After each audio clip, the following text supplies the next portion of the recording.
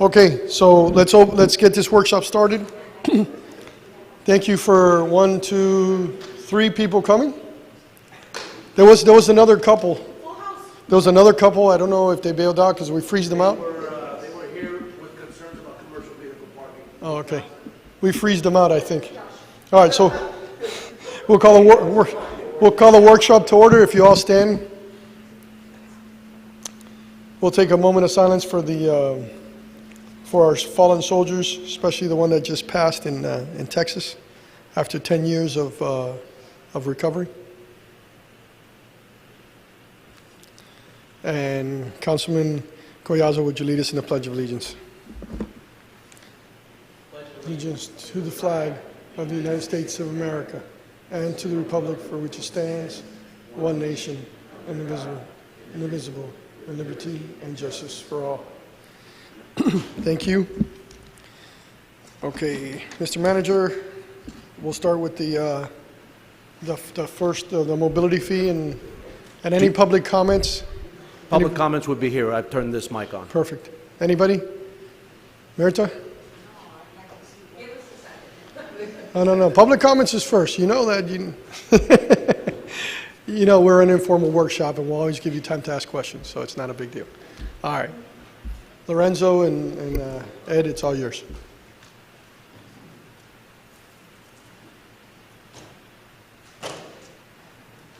In the interest of time, I'm going to start without Ms. Alonso. And she's going to be discussing some of the parts of this presentation. Lorenzo Cobiella, Deputy Town Attorney, Mr. Manager, Town Council, Mr. Vice Mayor, Mr. Attorney, Madam Clerk. The purpose of my presentation, or my part of the presentation, Susanna's going to get a little bit more into the technical, and we have with us today Mr. Nguyen, no? Eng, I'm sorry, from Corradino Group, who is our consultant. He's going to be talking a little bit about the study that they did in looking in depth into our ordinance and how we've been managing it for the last couple of years. He's going to be having a little bit of some comparison as far as some measures of performance that our mobility fee has had in the last couple of years. But the purpose of my presentation is really to give you a little bit of a historical perspective of why we are discussing what is mobility fee, why do we use it in Miami Lakes, what does it mean, how did we how do we get to the mobility fee and our ability to be able to use it. So I'm going to give a little bit of a history of transportation infrastructure funding in Florida, because really when we're talking about mobility fee, concurrency, any of those, it's really how do we fund transportation infrastructure. And the genesis of this begins in 1972, and there we have the exit to the town of Miami Lakes on 154th. I think that's probably 154th, and we've got some cars, and it's a 2-lane road on the Palmetto. And back in 1972, during this time, the state legislature was starting to establish the 1972 State Comprehensive Act, and they also established the 1975 Local Government Comprehensive Planning Act. And this was the first attempt by the state to create a comprehensive plan statewide and to create a plan or force municipalities or local governments to create local plans. They gave them a 1979 deadline by which they had to submit the plans to the state. Unfortunately, by the 1979, most municipalities had not, or local governments, counties were also required, had not submitted any plans to the state. Also, the state government itself, the legislature, was not enforcing its own requirement to create a uniform plan. Long behold, our very own at that time State Senator Bob Graham, was a proponent of the state comprehensive plan and was also a proponent of creating local plans, which kind of makes sense because Miami Lakes, that's how it was, a planned community. So he had institutional knowledge of planned communities, and that's something he wanted to see statewide. He had different blue ribbon committees that he had formed throughout the state, looking at the development of these plans and what were the issues with these plans, and he brought that into the governor's house when he was elected in 1978. And so this is young Bob Graham, and he spearheaded a revision of the laws, which focused on creating an integrated policy framework, relying on regional planning, on comprehensive state planning, and on also local planning. Okay, and in 1980, he created a couple of laws to start this process, and by 1985, he spearheaded the Omnibus Growth Management Act. Now, this was transformative in the state of Florida, and this is very important for all of us. Why? Because this included the requirement that the state had to approve all local plans. It required contents such as mandated future land use maps, financial feasibility for growth, capital improvement elements. It created a detailed review process that had to go before, at that time, the Department of Community Affairs. It created formal administrative hearing processes when plans were not found compliant. It created also and allowed for citizen standing in order that citizens could actually challenge when certain developments did not meet comp plans, did not meet certain permit requirements, and allowed them to challenge them in an administrative hearing. And it also established, among these things, concurrency. And the reason for concurrency was to make sure that as new development was arising throughout the state, that infrastructure was paid for by the developer, not necessarily the taxpayer. So it shifted the burden of payment from the taxpayer to the developer. By 1992, all but 3 local governments had submitted their plans, or they were either in compliance or they were negotiating compliance. Ms. Alonso? No printers. Okay. And before you is actually the actual future land use map for Miami Lakes that shows the different areas that have already been developed. And actually, this land use map, I believe, is from 2003. This is the one that we inherited from the county. So this is the plan that the county had submitted during this period of time to the state for approval. And it shows the different areas of low density, low medium density, the town center mixed use, office residential, industrial, parks and recreation.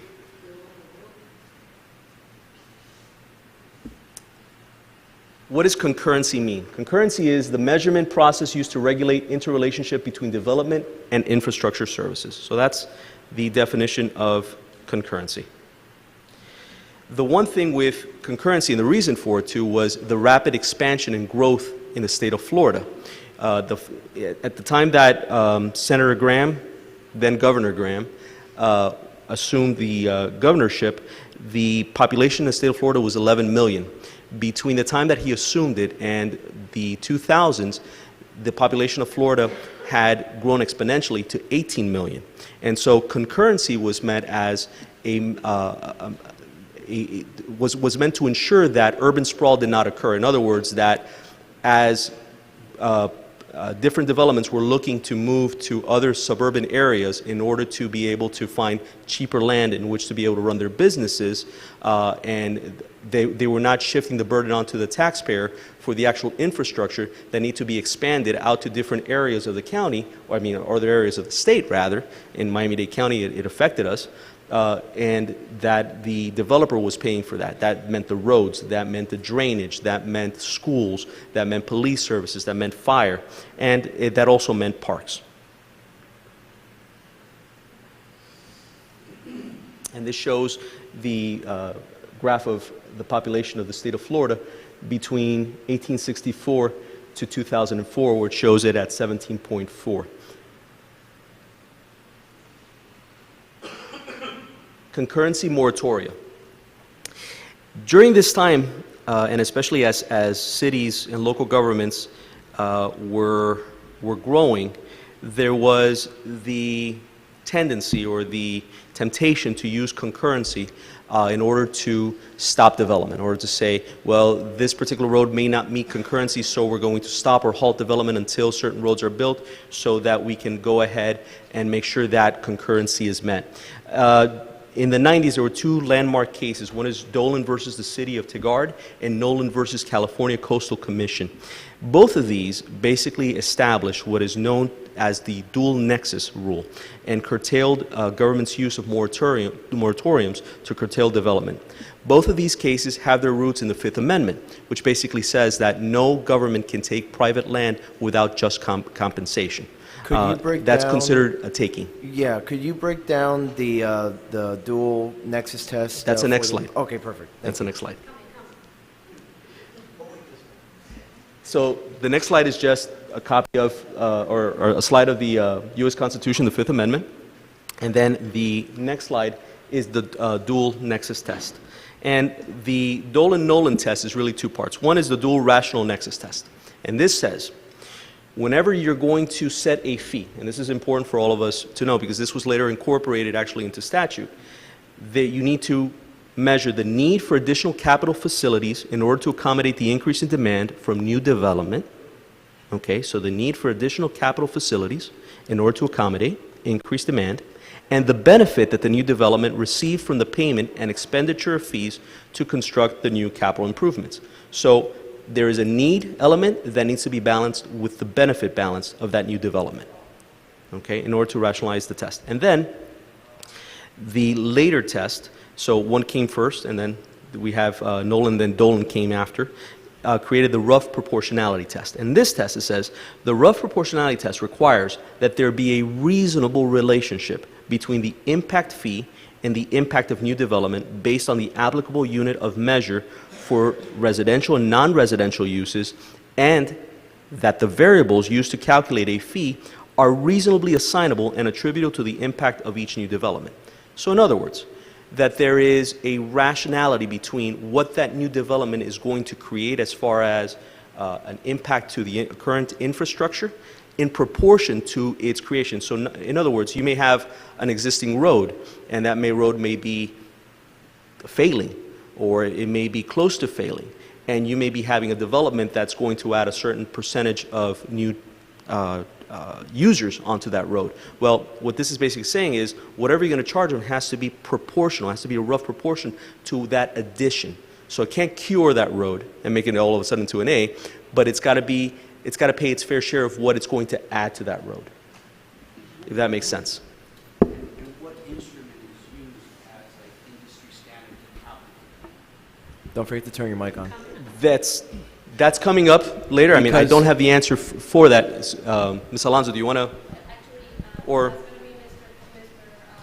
Ely from Florida is going to be explaining that answer. Do you want to answer that quick question? No, Or it can be answered later. because Mhm.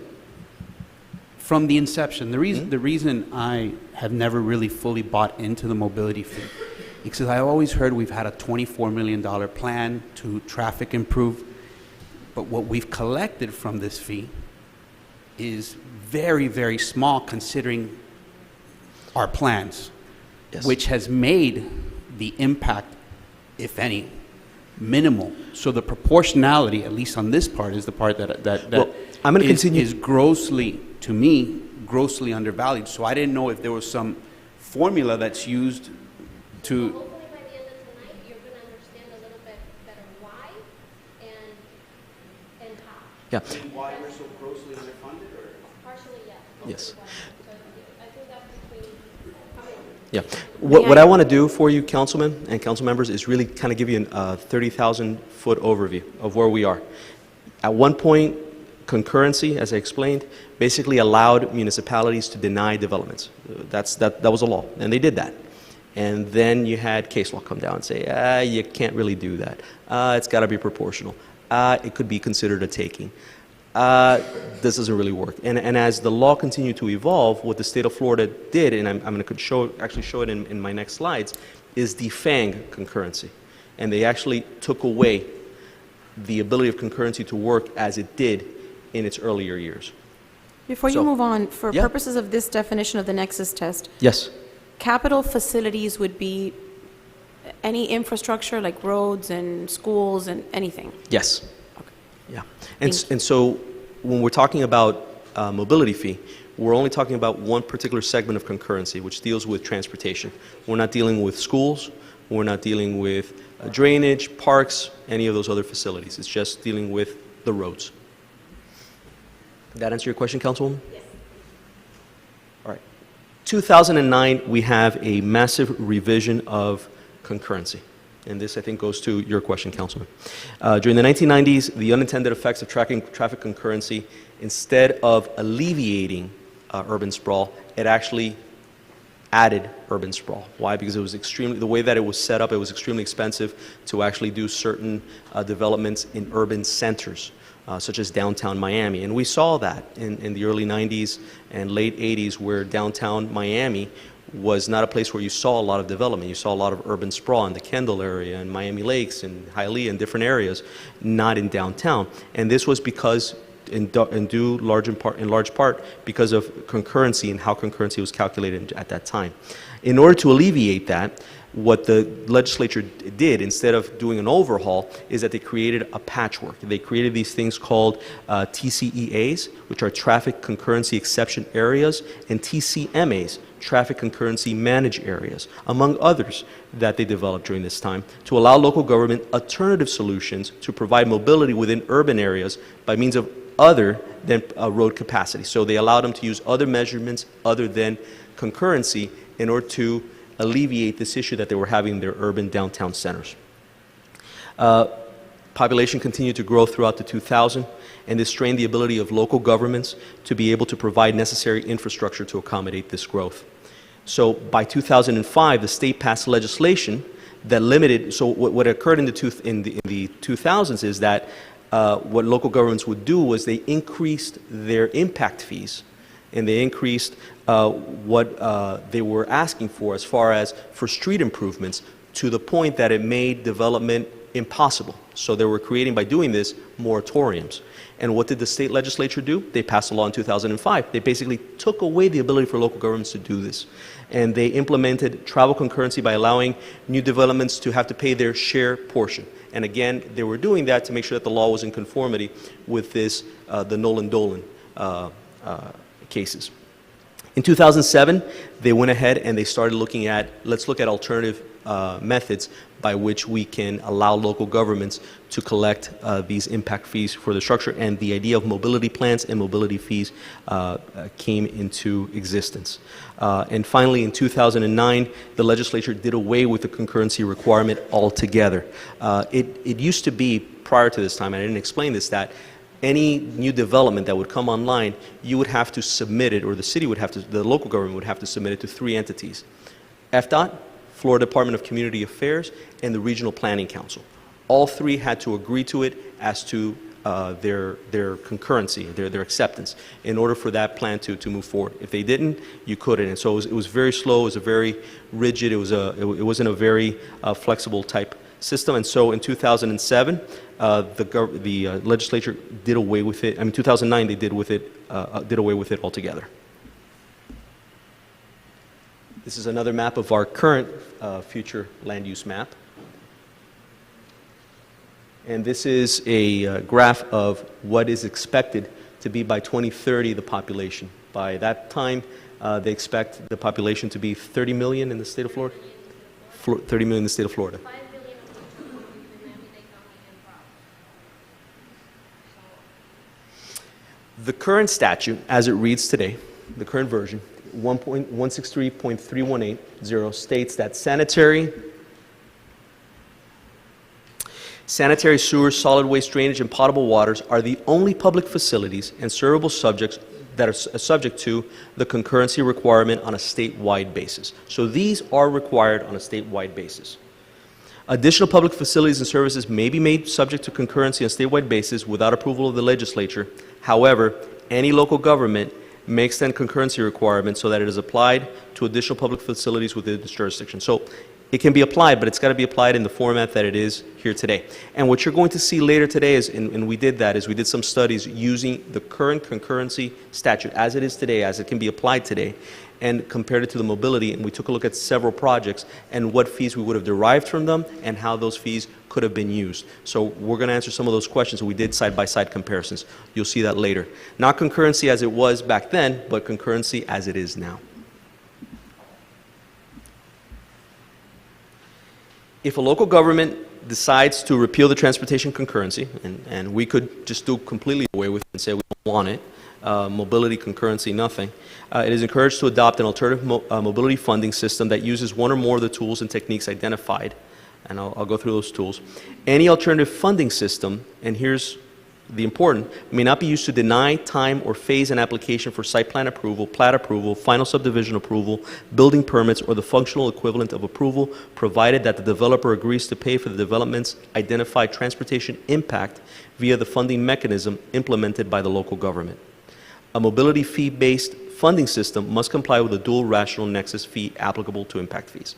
And again, this was written very much on purpose to make sure that it's very clear in the statute as to what local governments can do with creating their own fee structure. And it's got to make sure that it's not something that's used to affect the growth of development, but it is really related to the specific use of the new development and its impact.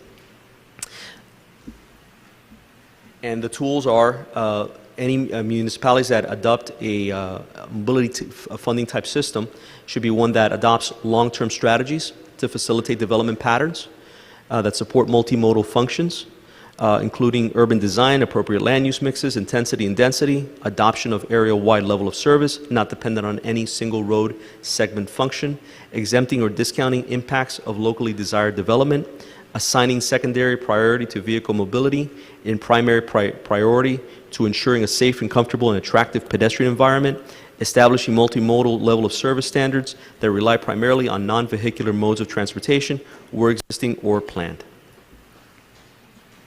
And the different types of concurrency that exist, as explained before, you've got water, you've got sewer, you've got parks and transportation, and with that, I pass it on to my colleague, Ms. Alonso.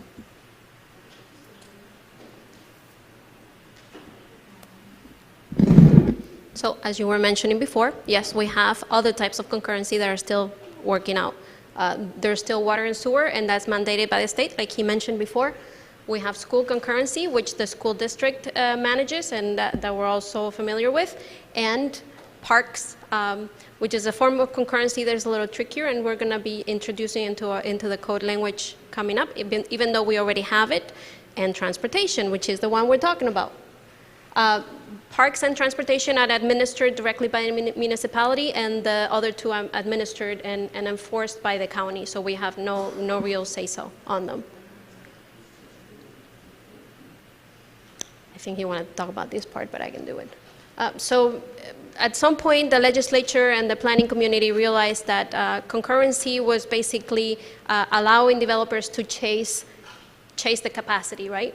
So every time we add capacity to the roads, we're creating new development, places where new development can happen, and that way we keep going circle in circle and creating development in wrong places. Concurrency has a way of attracting development to places where you don't want it, because in the places where it's cheaper to build through concurrencies and the places where capacity is very big. This is usually outside of the city. It's usually in places that have very big roads adjacent, like a little town I know that happens to be surrounded by giant roads. And the worst part about concurrency is that the way that it fixes this lack of capacity is by widening these roads. So the more you widen the roads, the more capacity you have, and therefore the more development you can bring in. So it's like the fish that cuts its own tail. This is a highway in Houston. It's the highway that goes from Austin to Houston. It is huge. And it is one of the kinds of highways that end up happening if you just keep adding capacity and adding capacity and adding capacity. You end up with these monsters that maybe that's in our future, hopefully not. As of 2016, there is a lot of municipalities and counties in the state of Florida that have been moving over to mobility fees as opposed to concurrency. There is still even more since 2016. There's at least another 6 or 7 that have done it in the last couple of years. This is the trend. Most municipalities are moving towards mobility fees for the same reasons that we did it a little earlier than everybody else. We did it earlier because we were a smaller municipality that have a very small staff, so it was easy for us to sort of dismantle whatever it was that we were doing or not doing and just make something new. For other municipalities that have bigger staffs, bigger infrastructure of their own, they have to dismantle a lot more systems that they have been doing for years, and it's a lot more difficult for them to sort of do the jump and like retool all their systems to work with a mobility fee as opposed to with a concurrency as it used to be. So most of the cities want to move towards mobility fee, but they haven't figured out how to retool themselves into that direction, and most of them are working on it. In my research of cities, none in the state of Florida have the concentration of investing that we have here because of the land, the way that our city is developed, the way. Can you talk a little bit about the differences here compared to those cities? Oh, I'm sorry. In my research of the Florida cities that are on that list, because I think the mayor brought it up during the last council meeting, one of the key differences that I was able to notice was that none of those had the amount of vested rights as the city of Miami Lakes.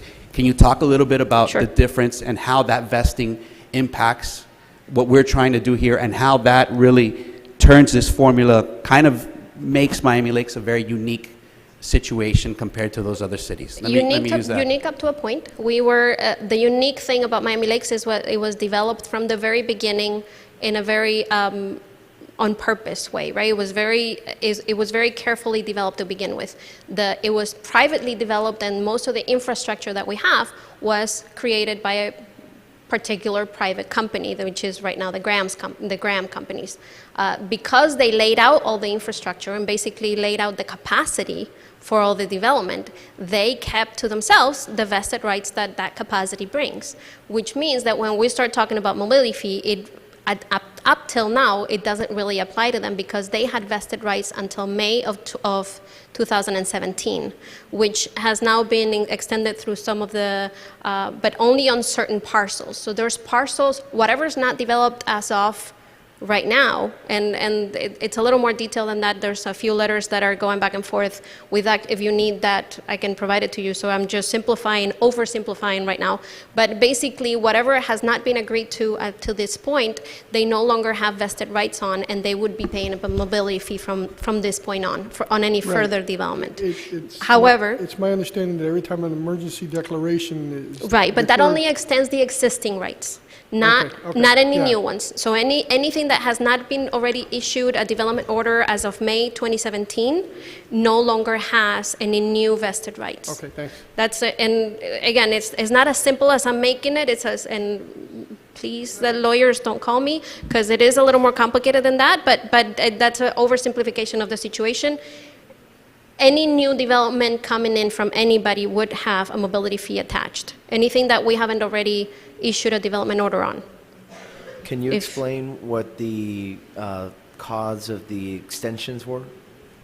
The extensions, in the Florida legislature decided that that development orders should be extended in cases of state emergencies. So whenever the governor issues a state of emergency for either a hurricane or Zika virus or the red tide or the opioid, it extends any development right that has already been issued by 6 months plus 60 days. So and because these have been coming for the last few years, we had a hurricane, we just had another hurricane, we had Hurricane Michael, which didn't even affect us, but it still affected the development orders.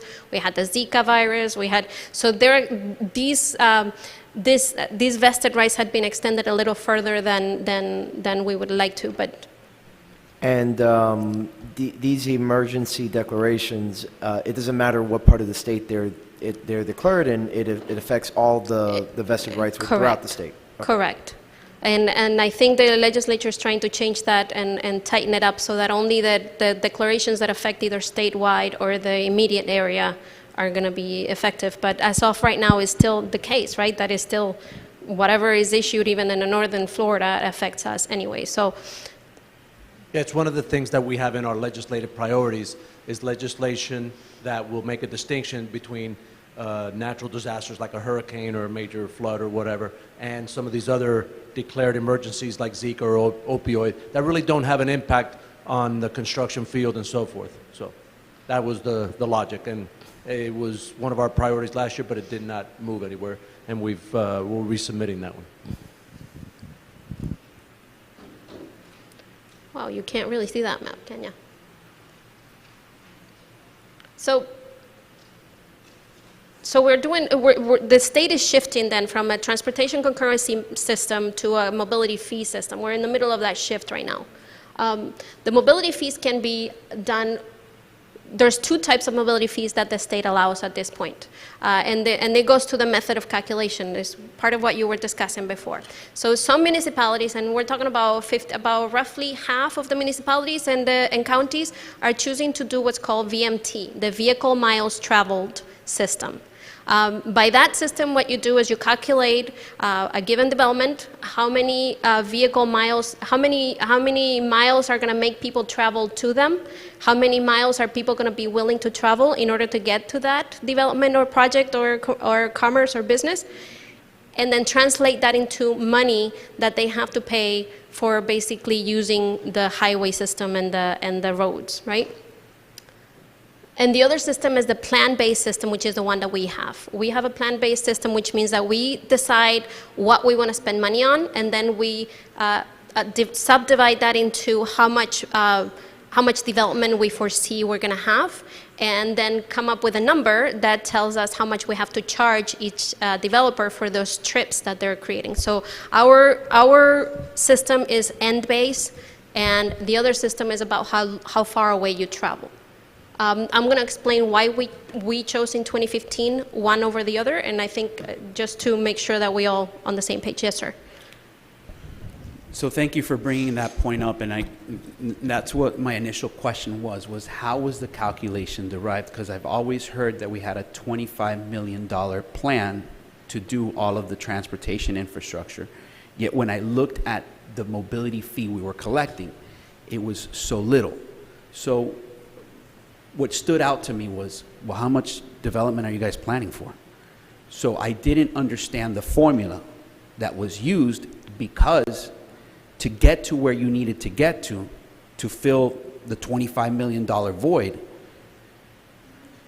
basically the entire town had to be redeveloped. The way that from proportionality, what I was looking at was proportionality. And then the reasonableness, right? Is that actually a reasonable plan by the time you develop all of this? By the time you get to the $25 million, you have a whole new subset of issues.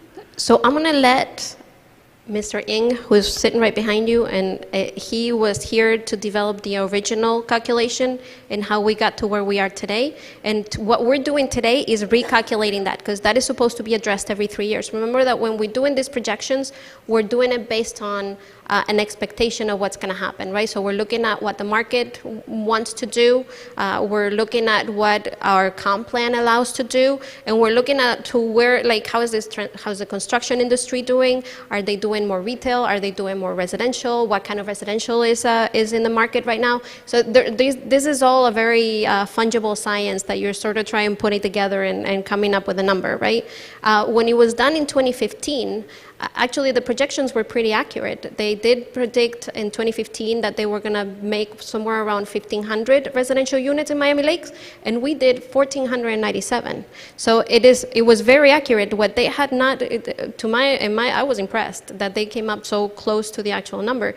The little detail that was not necessarily addressed in 2015 was that many of those residential units were being built on land that had vested rights, and therefore would not be contributing to the mobility fee. So that was a bit of the Yeah, it was a little bit of a, I don't want to say, I don't really know why that was not seen at the time, but it just really what happened.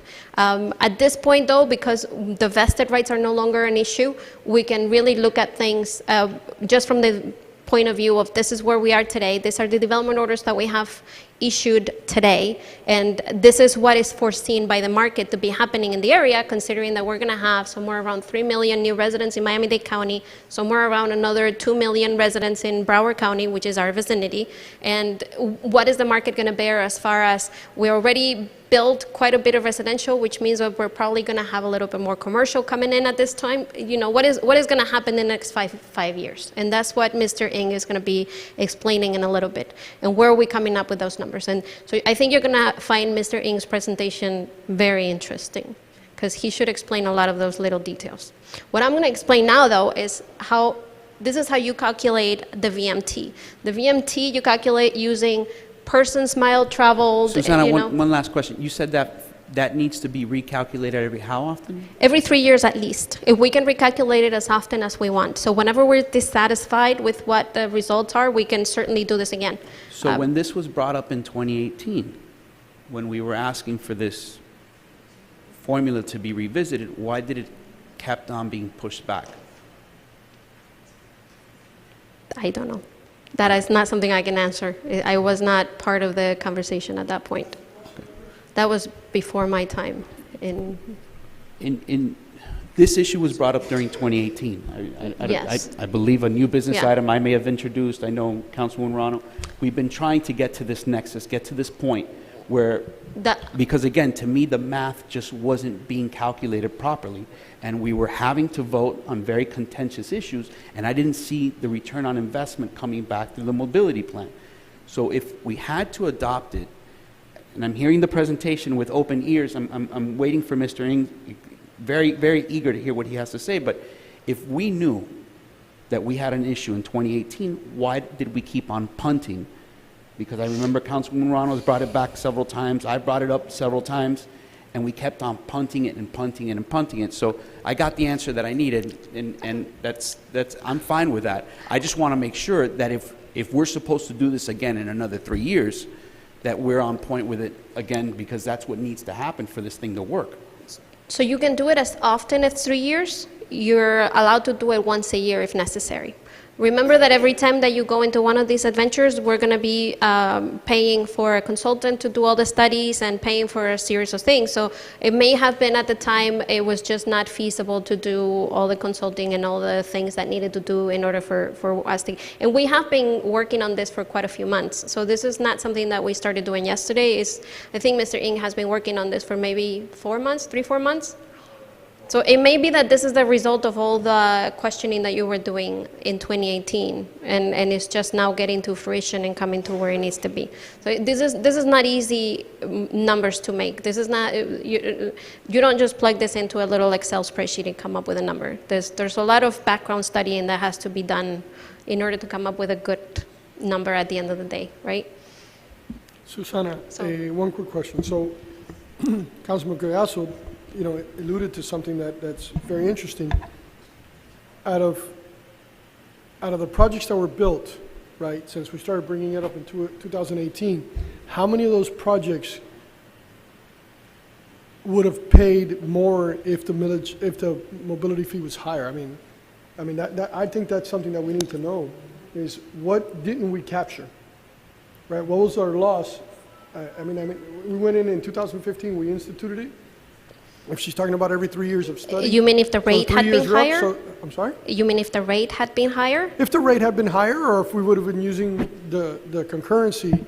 I mean, I'd like to know, I don't know if this gentleman has it, but I'd like to know later on is how much revenue did we capture and how much potential revenue did we lose compared to the systems. All right, so you're not interested in the VMT, so I'm just going to move over. So he's got it. Yeah, it's in there. So basically, the BMT is requires a lot of transportation studies to be done and modeling and a lot of staff time because you have to keep this very minute. And by the way, the same thing happens with concurrency. If you don't keep very good modeling and you don't have very good staff that has this transportation modeling up to date, your concurrency really means nothing. That's another little detail that is not done well. It has not been done well historically in pretty much any municipality that I've ever been to because it requires a lot of minutia in order to keep it up. And the developers argue very easily themselves out of the VMT that, in a small town like Miami Lakes, how many miles are you traveling really? So if we're charging per mile, we're not going very far. So this is why we ended up going into the plan-based system, which is what you were just explaining. And what we have today. I'm going to skip this one. This is our current plan, not the one that Mr. Ng is presenting. This was our current plan that you were discussing before. Some of these projects are still in the planning phase. Some of them are getting done. And this is what we based, this is our priority list of transportation and where we want to go from here, right? We do need to do some little changes to our code right now, to the text of our code, to clean it up a little. In addition to raising the fees themselves, I want to tighten it up a little because right now there's some things that are leaving a little too much room for discussion. I want to clean up the language where it just doesn't work, revise the fee amounts, simplify the calculations so that we have flat rates in the most used places. If a developer does not agree with a flat fee, then they can go and do their own study and do the alternative calculation and do all that nonsense. But I would like to have a flat fee off the set for most of the most commonly used things. I would like to change the weekday trip to highest daily trip so that when we have a use that happens mainly on the weekends, that we don't get caught by calculating the weekday trips. I want to remove references to the pass-by rate only because that's a very fungible number that can vary anywhere from 2% to 80%, and it makes me it's very uncomfortable for staff to be arguing on such a wide something that could be so wide. That has to be something that has to be put into whatever transportation study comes in from the developer and signed by an engineer. So it's not something we're arguing about. Yes, sir. Can you give definitions for what a weekday trip is versus highly daily trip and pass-by rate? Like, what are those? All right, so when we do, didn't go there, did I? When we assess either mobility fees or concurrency or any of these things, we talk about trips. Trips come from something called the ITE, the transportation, ITE. Say that again. Institute of Transportation Engineers Manual. Wow, I was drawing a blank there. And right now we're on the 10th edition, so it changes every few years. This is a giant pile of books where engineers, seriously, and if you ever need to sleep at night, they're like the best newser ever. They're this thick, and they compile in there statistic after statistic after statistic after statistic of every use in every condition of how many vehicles come in, and they literally sit there and just click through how many cars come into the gas station on a Friday night, and then plot it onto a plot, and they just put them onto this book, and eventually become, these books are just statistics of travel, right? From these statistics, they do some rough calculations and do some extrapolations, and they come up with formulas for each type of development, and that gives us a good estimation of what you can expect of vehicles, number of vehicles attracted per each use, and then they have them by type. So if you have a gas station with just pumps, then it's this many trips per pump. If you have a gas station with pumps and a convenience store, then you can expect this many trips per pump, plus this many trips for the actual convenience store per 1,000 square feet. So they create these tables that you can go to and just say, okay, this is what I'm looking for, and this is how many trips it's going to generate. what would be the difference, though, between the weekday trip and Hilux daily trip? So because they do this every day of the week, they create an average of what happens during the week, from Monday to Friday, what happens in the morning during the week, what happens in the afternoon during the week, and what happens in total during the week, and then they do the same thing for the weekend. So you get peak days for weeks, weekday peak days, weekday total, so all these numbers. Our code asked for the number for weekday daily trips. So the total on a single day on the weekday, so it would be the average, right? We have had uses that instead of peaking during the week, would peak on a Sunday. When you have that issue, then now all of a sudden during the week you have zero, which means that you can have a giant development that comes in and pays basically nothing because their weekday trips are zero, or so is portrayed by them. That's the kind of thing that we want to continue to avoid, just to clean up the language that it doesn't happen in that way. And the pass-by rate is defined as? The pass-by rate is how many trips that are ending in the development are coming from somewhere else and are people that are just passing by, not just necessarily going there on purpose, but you're passing by and just stopping in on your way somewhere else. So your end is actually somewhere else, but you're just going to stop by. So I made a wrong turn and I turned in there and So a gas station would be a great example of something with a very high pass-by rate, especially if it's a gas station that is located somewhere right before you get into a highway, right? You're on your way to the highway, you need gas, you're going to stop by, get gas, and continue on your way wherever it is that you're going. It's not your end. It's not the end of your trip. It's going to generate, yes, you're going in, so you're going to get clicked in. But you're mostly coming from somewhere else and going somewhere else. You're not going there on purpose. thank you. So with the new formula or the changes needed, I think for some of us that were sitting on the council at the time, we saw that a parking structure that was not necessarily going to have additional traffic in the area is going to be used for storage, for car storage, got hit with an unusually high mobility rate. Will this ameliorate that type of situation? Depends on how they plan to use the space. The biggest problem that we had at that time with that particular garage structure is that they were using it as sales inventory. And that's where the trips were being generated. So an auto dealership with that much sales inventory creates so many trips per 1,000 square feet. At the end of the day, we are beholden to whatever traffic engineer comes in and calculates the trips for us. I don't calculate the trips.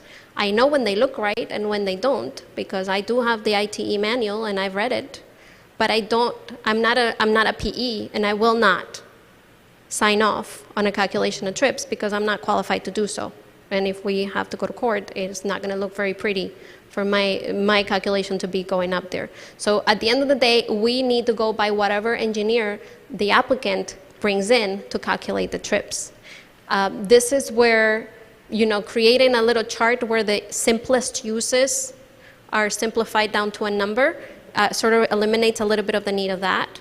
And when they have a disagreement, like it would be in this case, if you disagree with the calculation that I made for you where this came up so high, then you need to bring me a traffic report that discounts these numbers of trips that are coming in on the high side. You see? This is where the applicant's engineer needs to step up and sort of do their homework and bring the numbers to where they need to be in a reasonable way that makes sense. That is not like... That's not common sense. Right. And then unfortunately at the time when the story that you're telling right now happened, the engineer that the applicant had didn't understand, couldn't... I tried to explain it to them and they just wouldn't come back with a different number. They just kept coming back with the same number, and that's, yeah. So in that case, the rigidity of the table set a prescribed rate, even though common sense, right, to go back to the term that I used before, would tell you if you have a bunch of cars parked for inventory for a car dealership, it's much different than having cars parked here, for instance, in town center, that people are living here to use their car to ambulate or go wherever they need. Right, so this is where the ITE manual comes in. The ITE manual contemplates all these scenarios in one way or another. Sometimes it's accurate, sometimes it's perfectly on the dot, like this is exactly what we're doing and right on the nose. Other times it's an extrapolation. One big problem we had with a certain gas station is that the ITE manual only contemplated 4 pumps in a gas station and had a number of trips for a 4-pump gas station. The gas station that was being proposed was 16 pumps. And when we just did the calculation, 4 pumps to 16, the number came back to like $1 million, which was not reasonable. Again, a little discussion with the traffic engineer and explaining to them that you need to apply the pass-by rate and that, you can't just go straight for, just a linear increase on your trips, and you have to like apply a little engineering common sense. And he came back with a number that was a lot more common sense and reasonable, and we came up with a reasonable fee for this particular application. I would like to remove as much of that back and forth as possible from the application, because I'm here today and I understand, and I do have a little bit of traffic engineering in my background, and I can talk to the traffic engineers, but you may not have a planner in the future that can you put the planner in a very tricky position to sort of argue with traffic engineers on their own path, and it's sometimes not so. And you're talking about money. When you're talking about money, people are likely to sort of push the envelope a little. So the more we remove of that off the top, in my opinion, is best. That being said, a flat fee chart is not going to contemplate every possible scenario. May I, before you move away from the pass-by rate conversation, if a gas station, I guess by definition, is pass-by, like no one's final destination is at the gas station, so how would that then generate a fee? So a gas station has an 80% pass-by rate. Okay, So you consider that 80% of their trips are pass-bys, which makes sense. and that's the break they get. Okay. And that's how the gas station particular came to a reasonable place, because it also began in the really high numbers. So again, Do you recall the numbers on? they're coming up. I have Okay. a slide for that. Thank you, Susanna. Not off the top. Yes, I do, but I don't want to. Yeah. Susanna, The- 2 quick things. Could you just give an overview of the sorts of incentives that you're referring to when you For say- prepayment. Huh? For prepayment. Yes. Yes. So the statute does not allow us to require prepayment of mobility fees. So they can only pay. We can only require that they pay at the time of building permit, not before. That's what at the time of building permit. This creates a sort of a situation where we approve by council approves development in May, and they may not get their permit until a year or 2 years later, which means that we sort of have this fee hanging over our heads that we can't really use or we can't really plan for, because if they get the permit or they don't get the permit, or if they change their mind, or right. We can create an incentive, give them a little break on it, 5-10% off the top, if they pay at the time of council hearing. And that way we can maybe make the funds available, but it has to be voluntary, and it has to be through an incentive of some sort. It can't be something that we sort of force them to do. And with respect to the difficult to enforce credits, I know that we had conversations, over the summer about this. So this basically addresses what you and I had spoken about with respect to making sure that if they're going to get certain credits, that they're using them, or that they're going to do the things that they said they were going to do in exchange for them. Correct? That's So the current text has some. So they come in with their number of trips, right? Their engineer tells us they have 300 trips they're going to be generating. And from there, there's some credits that we can apply for them. We can apply credits for whatever is existing already. So if it was an existing gas station, we apply the credit for the existing pumps, and that gets taken off their total. Then we can give them credits for other things. The things that we are currently giving them credit for sometimes are very difficult to quantify. For one, we're giving them credit for giving their employees transit passes, which is a wonderful idea in the air, but it's completely impossible for us to enforce because we don't know whether they're using the transit passes. We don't know if we don't know if they're giving it to all the employees. It's just impossible. It's just not something we can do. We don't know if they're going to give them to them this year, and then maybe next year nobody gets them anymore. We just don't know. So that's an incentive. That's a credit that, in my opinion, should be taken out because it doesn't help. It doesn't help our mobility, and it doesn't help our transportation system because we cannot enforce it. There was another one. How about when the developer has, in the past, we have had developers use, and I think the mayor championed this at the county level, when they bring the impact fees here, and they do a project here in the town instead of it being placed somewhere else in the county. Could that be credited for the mobility fee? We are adding an incentive credit right now where if they want to, instead of paying a mobility fee directly, they want to do a project, one of our projects in our list, and they want to do either part or some of that project, they can get a credit for the money that they use for that. It's called a developer investment fee or developer voluntary fee. But yeah, that's something that we're adding in right now. What Councilman Collazo was saying is that on top of that, they're still paying transportation impact fees to the county. Yes, sir. So what he was alluding Microphone. to is the in lieu of payment.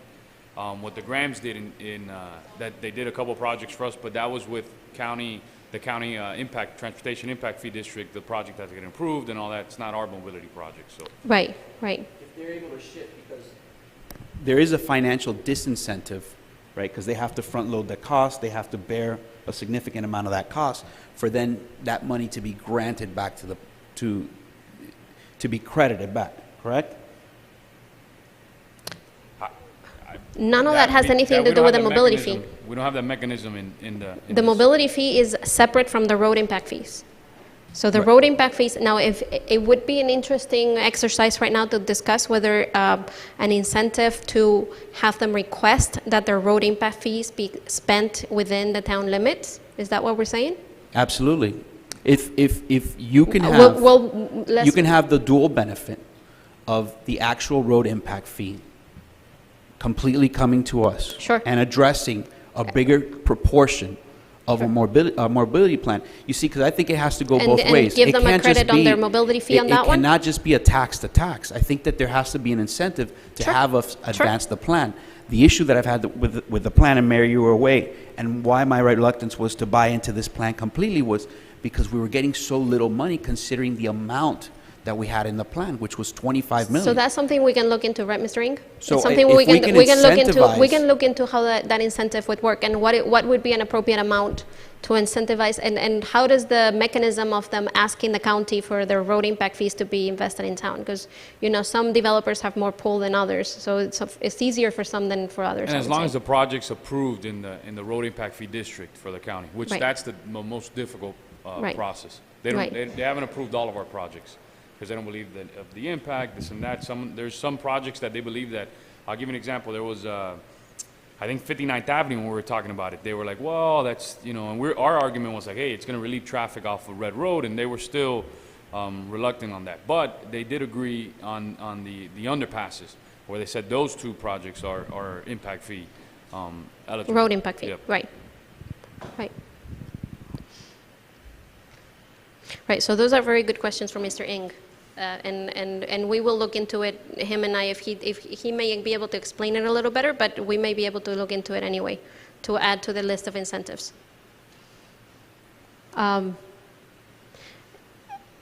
And also, as we had discussed, Mr. Dieguez, Councilman Dieguez and I, we want to add language that makes whenever they are getting a credit for something and they don't keep up the credit, whatever language the credit was given for, that there is some punishment to make the full amount that for the credit that was given due whenever we figure out that they're not doing what they were supposed to do. So in the case of the transit passes, if we find out that they don't have the transit passes 2 months later, then we can say, yes, okay, you got this much credit for this.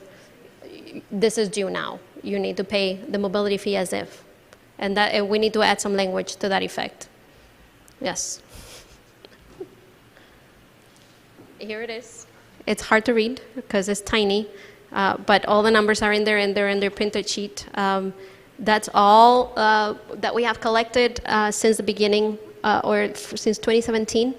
And what they have been used for. So the top part of the chart has the revenues, the bottom has the expenses, the expenditures, and you can see more or less where all the money has gone.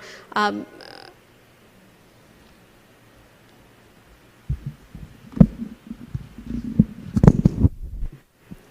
on, because I can't see it either. So we have used money for 82nd Avenue and Oak Lane reconfiguration. We have money for the underpasses, $500,000. That's all come from mobility fees. We've used money for adaptive signalization, the study for the impact of the opening of the bridges over I-75. We have used money for Windmill Gate and resurfacing of Miami Lakeway, and we are getting ready to use a lot of money. And we have used Miami Lakeway resurfacing and the alternative to, and we're paying for this with mobility fee money. Yes. And we're looking to use additional mobility fees coming up in the bridge over 59th Avenue and anything else that you guys decide. I think Mr. Inc. has a better list of this, right? You have some additional points to add to this list, am I right? Yes, he's going to go to that.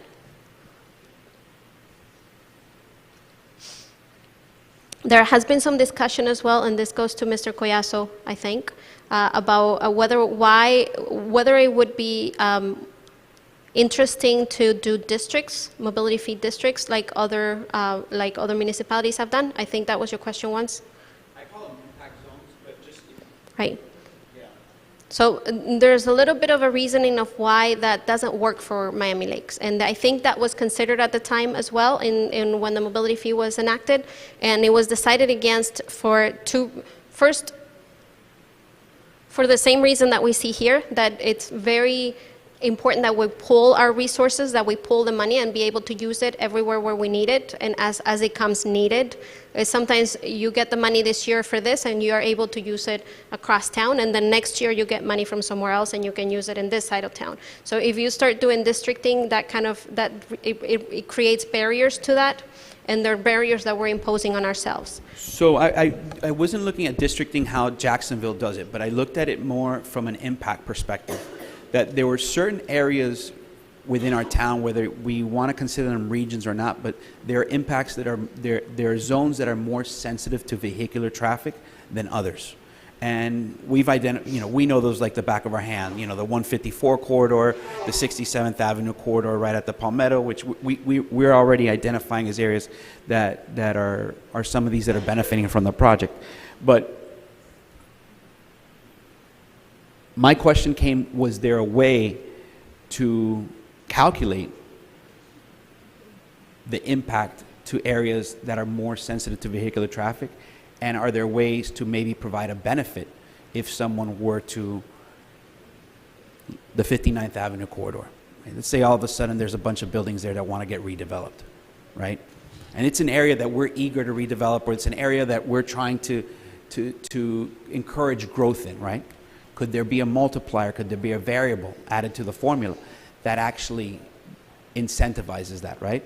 Versus the opposite, is there an area disincentivizes from areas that are more sensitive to vehicular traffic? The first part, yes. The second part, no.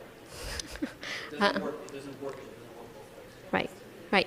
So you can incentivize anything you want, and that's part of your credit program, and we can build it into any overlay districts, we can build it into anything. If you want to redevelop an area, when we start creating the overlay district, we can include language that says, and mobility fees in this area will have whatever percentage, or will work this way.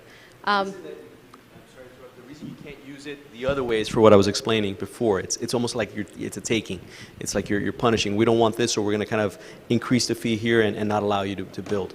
And so you can't. Yeah. That's Mr. Ing. So I think I'm going to pass it on to Mr. Ing, because the next slides were about how the mobility fee districts don't really work, precisely because Jacksonville is such a different place. In places where mobility fee districts have worked well are places large, like the entire Miami-Dade County or the entire Jacksonville, which is really the entire county. So I'm going to leave it up to Mr. Ing and stop it right here. So, and I don't know how I go to the next.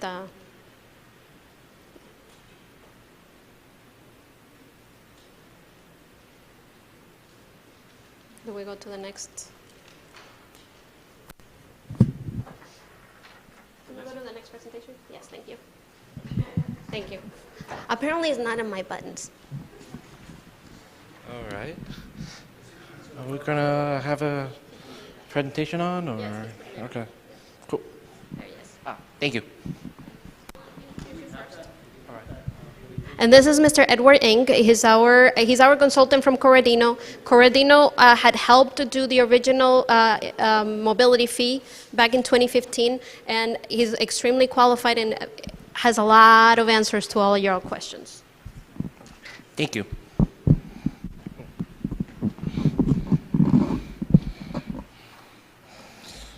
All right. Just to go back a little bit in the background, the mobility was adopted based on the recommendation of the alternative concurrency study. Several options were provided to the town at the time, and the current mobility fee in the current form was picked from those 5 options for what to go forward, including at the time looking at what we wanted to keep. The existing form of concurrency at the time. And it was adopted by Ordinance 16-192 on December 1st, 2015. It is the first mobility fee in the county. On that note, I should note that the county is starting to move away from the roadway impact fee. It commissioned about a $2 million study that will be completed in the next year or so to move toward the mobility fee. In the development of the scope for that fee and going off of the consultant, one of the documents that they actually consulted in order to develop their scope for the countywide fee system was Miami Lake Plan and the fee structure. So this is, they are taking that into consideration, and they are moving away from the road impact fee. Why did we come up with this system? Well, it ensured that multimodal transportation infrastructure is in place at the time of development, and more importantly, it funds multimodal mobility enhancements to not just automotive related improvements. Why is this important? We talk about getting fees from the county or trying to get the county to fund certain road improvement. I'll give you an example that's from outside the town, because I'm a consultant. I work with about anywhere from a dozen to 2 dozen of cities in Miami County in the last 5 years. And I was working this project in Cutler Bay, and we were trying to get the Complete Streets project in. And I went to the county and met with the engineers, and they told me that we couldn't get roadway impact fee for the bike paths, even though we're on the roadways, the bike lanes, without making certain modifications to our plan. So we had to make these unnecessary modifications to our Complete Streets plan to add the traffic circles, all these different things, just so that we could qualify for the fee that may or may not be awarded depending on how the county wanted to prioritize. But now the town would be beholden for all these additional items. This is not the case with mobility fee. Moving away from a automobile-centric look and assessment allowed us to fund these other projects that normally we had to grant for, like the Transportation Alternative Program grant. Just to give you an idea of how little money that actually results from that, I've written several safe route to school plans within the county. One of the years, the grant I wrote was the record holder for how much money that they could, for how much was awarded in the area. It was $845,000 for sidewalks and bike lane, which is pennies. The next highest one that year was $120,000, and that was the average. So there's not that much money in some of these pools. And we have to look at other things in order to move us toward the place where we could put in these developments, not development, but like the infrastructure, like bike lane and sidewalks. There's not that many options. And if you stick with the concurrency option, that is only based on roadways, you cannot spend that money on these other items. You are only allowed to spend, by law, the money on what you assess it for, which is where this importance comes in on funding multimodal mobility enhancements. In terms of looking at the update, we're required to update this every 3 years because there are different changes in growth rate, traffic. We're looking at new projects. We're looking at the old plan. Where are the basis for the old plan? Well, we were given, I didn't come up with the plan-based aspect of the approach. This was taken from the town's plan for project the town had accepted and the council had adopted what they wanted to do. The total value of those projects was $12 million. So based on that, if you think that, well, this is a long-range plan, 20-something years. We're only going to build so much in the next 5 years, and that's what you're actually allowed to assess for from a proportional standpoint. We talked about Nolan and Dolan earlier. So based on that, if you have 1,500 trips, you're probably only building about $2 million. I mean, 1,500 development, about $2 million. Is what you should be expecting out of that fee. I don't recall at the top of my head what the actual collection was, but I think it's pretty close to what you guys actually collected. And it's based on what is the total amount in your plan. If you have a plan that requires more in order to meet the requirements of the town. For example, you have the new trail coming in. It's expensive to raise a highway, that sort of thing. All that money, that projected cost could put in the plan, and that changes your fee. But it has to be based on the plan at the rationale. In this update, we did take into account that you have more projects coming in to address the needs of the residents and the businesses. So the pool of money that you need to build these projects actually rose from 12 million, what we had last time, to 36 million. So, and that changes your fee as well, because now you have more things that is justified professionally, which you can assess the fee against. So if you only get $2 million in the next round, then you have a low return. But in terms of the rate of return on the last portion, if you only had 12 million, and that was supposed to be a 20-year plan, and you're only assessing for 5 of it, and you had that minimum trip, you should only have gotten 2 million. I think that's where it ended up pegging to. Mr. Ng, if I may, Yes. and the difference between the 12 million and the 30+ million that we're looking at now, that is derived from projects that we have included in our long-term plans. Yes, since the last plan, in 2015, and I remember some of the workshop, I attended some of the workshop and in between, you had actually updated the way you had planned for infrastructure within the town, realizing that there were additional needs that needed to be accounted for.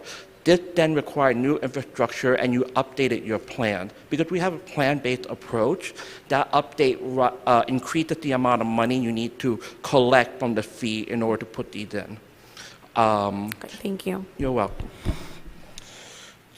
The proposed, and for these fees, the proposed changes to mobility are based on the most current data that we have. This is also a function of state law. We talked about 163, 3180 earlier on concurrency. As a mobility fee is an impact fee, it's also governed by 163, 31801 as well, which has certain stipulations. Let's see. Susanna also, Ms. Alonso also indicated earlier that the ITE manual was updated. When that updated, and I'll actually go through some of the changes, the rate of trip generation changed. And so when you think about the fact that we have to base it in our land use and how much capacity we have, and building against that capacity creates the trip, that's your nexus, your connection. So these new trips are coming in, but the way that we're judging how many trips are coming in had changed. So based on a better understanding of professional standards. So when this new manual came out, we had to go back and reassess how many trips are generated based on these updated standards. We also have to look at how the town is doing certain issues, like the gas station example we brought up earlier, the parking earlier, and we did a quick assessment to see if there's any tweak that we have to make the process smoother. We're happy to say that we do have recommendations for that, and that the fee is working pretty much as intended. I'll give you a great example. The gas station we talked about had a generated fee intake of about a little under 80,000 after the credits were applied. It's actually a lot more. If you can continue under the concurrency system, based on the roadway capacity, which was about 35,000 AADT, your FDOT data said you're using about 4,900 trip capacity. So you had an extra 25,000 trips, and it had a generated difference of about 380. So you had a close to de minimis impact and probably a set fee of 0 at that time. So you got $80,000 out of it to put towards sidewalks and other things, and that's a good difference. It's money that you wouldn't have had otherwise because of the low impact that development had. And that's just one example of how the mobility made a difference, because you're not pegging just to the roadway anymore. You can say, well, someone's going to walk or bike to that convenience store to pick up a Gatorade. I mean, I've done it. I mean, some of us here have done it. So we have to look at that a little bit differently. In terms of a recommendation, we have recommendations based on the updated IT chip generation. Won't go too much with the details as much as just give you a general overview that some of the categories were removed because they didn't have data on them and replaced with others. In some cases, they were really hyper-specific in the manual, so I don't think there's a lot of racket clubs out there, and I think they removed things like bowling halls, for example, or bingo halls, which we don't really see as much coming in from an applicant standpoint. However, some other items that they did, they made more specific. For example, they diversified, for example, high cube warehouses. So when your storage unit that we see self-storage actually had very different rates based on the style of it, and so they took out one of them and then added 4 different ones. So between all these different changes, the trip rates look very different. So what do? We went back in and we looked at your land use.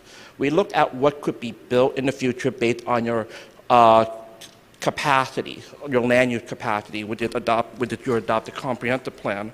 And then we looked back at the categories of the trips in generation, and we said, well, we need to have some sort of semblance of rational approach to how much these developments can incur in terms of trip, because we have to proceed on the fact that you have a commercial land use, a variety of different functions can come in. It can be a restaurant, which is very different than a retail store in terms of trip generation. And so we took a it's kind of academic approach, and we thought about what the likelihood of something coming in and what the rate would that be. And we came up with a weighted average based on potential. Yes, sir. Can you highlight what some of those, because that is the cornerstone of how you derive your fee. How much development is going to come in to then impact that function? So I want to know, what does that look like, or what does that look like in this study? In this study, well, let's look at an example. Flat trip rate for commercial.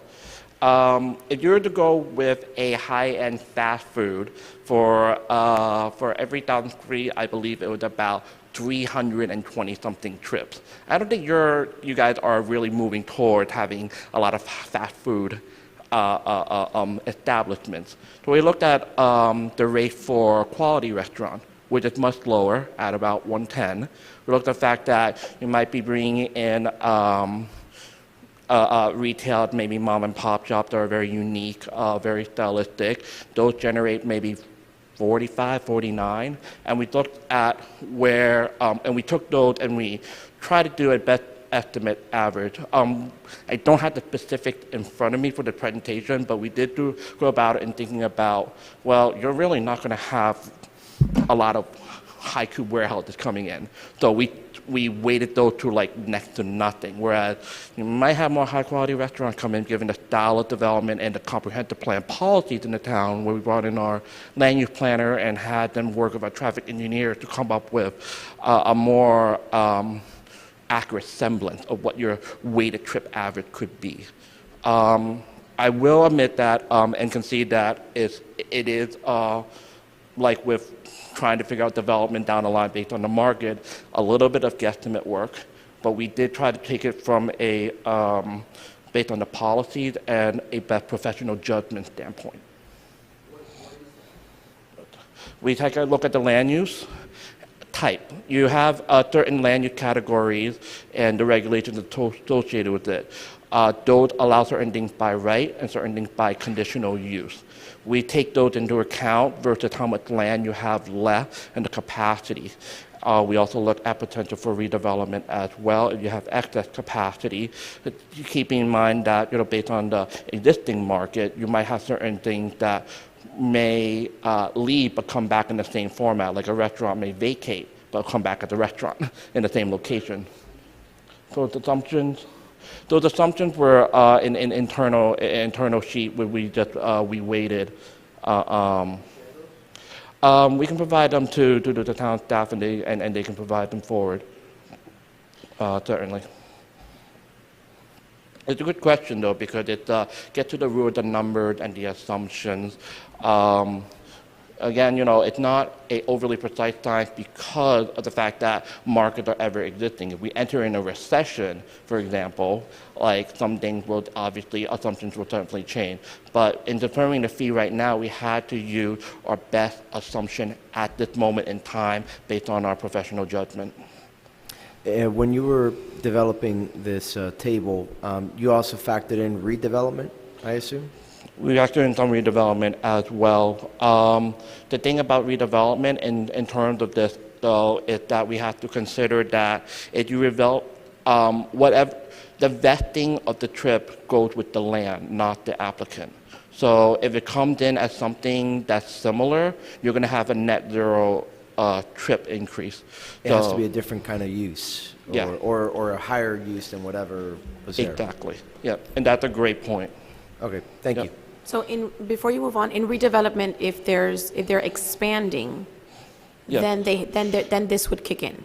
Yeah, that would kick in, and it would be, it would consider the fact that there would be a difference. So whatever was vested in the prior developments, for example, say they had a development that generated 500 trips, and they paid for all 500 trips. And a new development as a whole is 600 trips. They don't have to pay for that 100 trip difference. So they'd get a credit for whatever they have vested. That's correct, and that's also provided for by state law. Yeah. Great question. Yeah. Before we move away from that slide, what accounts for the disproportionality between the different types of uses? For instance, I'm assuming that medium to high density has the lowest factor because in medium to high density, you have the least amount of... Sorry, I'm hearing... The disproportionality, why is there such a wide variance between 7.23, your high, and the 1.31, and it doesn't look like there's any... That actually, those aren't weighted. Those actually come directly from the IT manual. I should clarify that the ones where it's weighted are more institutional and commercial, but that the residential and the items are actually from nationally sourced data, and they're actually just individual lines. Sorry, I should have clarified earlier. But there is a difference between those, probably from how the data was developed because of the different styles of development, the propensity for mixed use, and the different types of trip generation. There's also the different types of land use when you think about low density in a more cul-de-sac-like neighborhood versus a medium to a high rise in a more urban area. There's going to be a difference in where goods are located, and especially if you have a shopping complex that's a little bit bigger and it's a one-stop center as opposed to some suburban areas where you have multiple strip malls and so forth. But yeah, that's one plausible explanation of why that data is very different, but it is sourced from the updated ITE. For my clarification purposes, institutional encompasses what? Like satellite campuses for universities? What exactly is encompassed in that? That's a great term? question. Institutional generally refers to civic institutions, like you mentioned, the universities, but also town centers. For example, this town center building would generate a certain amount of traffic per square foot. When you say town center, though, you're talking about like town hall, not the district. Yeah, a town hall, Okay. town center, the great point, can have a variety of different meanings depending on where you are in the development type. Perfect. Okay. Right. Thank you. Thank you. So if I Oh, may. actually, yes. Oh, I'm sorry. Go Just a ahead. brief follow-up. Go ahead, Josh. So I guess what I'm curious is, let's say it was an institution like a satellite campus for, I don't know, Miami-Dade College, for example. Wouldn't that also be, I mean, again, I don't know anything about how the numbers were exactly put together, but wouldn't that also justify sort of higher trip multiple or whatever that is? Instead of 7.69, I don't know, like, with the amount of transient students you have coming in and out, wouldn't it justify something in the double digits? I mean, again, I'm not a traffic engineer. I'm just also trying to understand the differences there. It's, I'm not sure I can completely understand the question. I apologize. Yes. No, it's okay. Because again, I tend to think out loud, so it's a stream of consciousness. But what I'm trying to basically drive at is the rating right there is 7.69. Yeah. If you have a college campus in Miami Lakes, Yeah. you're going to have, I would assume, significant trips generated as a result. You have classes throughout the day. You have professors and other employees of that university that would be similar to me as like a shopping center, for example. So why is that a lower count? Or again, I'm not entirely sure what those numbers are, but why is it a lower number than the other ones? To be honest, it's based off of a similar data throughout the U.S. But if you think about foot traffic on a square foot basis for a university versus a something like Target, it would be very different because of the structure of the activities. You're generally going to have a higher turnover rate even within an hour at a Target than you would for someone going to class and going there and sitting there for an hour. So we think that from a more common sense standpoint, we would expect that a place like where you're trying to generate the high foot traffic, so you get that a good value per square footage of sales, it's going to have more people coming and going than you would at an institution, including something like a church where someone might sit in service for 2 to 3 hours and not leave before the pastor is done. Thank you. Yeah, thank you. Sorry. Thank you. So I have a question that's similar to Councilmember Collazo's, and I'm trying to understand the numbers, and I understand that they come from that manual. So it's not something that you're generating, but something that you're just plugging in from that manual. Walk me through, for example, the residential lines, right? Where there's a low density residential, let's say a home, and it generates 7.23 trips. Per dwelling unit. Per dwelling unit. So for example, on line 4, where we have a medium to high density residential, why would that only generate 0.31 trips per dwelling? That's what we're given by the Back manual. to the book? By the book, yep. Is the book sensitive to regional trends? The book is not as sensitive to regional trend. It depends on the amount of data. There is a sensitivity aspect to it. That's why when they draw the trend line based on the amount of data, it is a curve. We're taking the at the basis because it's professionally accepted, and we have to use the by law, we have to use what's professionally accepted and acceptable as the basis for the fee assessment. We use the general basis of the trend line within the manual. We have no control over that. It does provide for room for if a traffic engineer comes in and does a highly localized study and the developer wants to fund it themselves.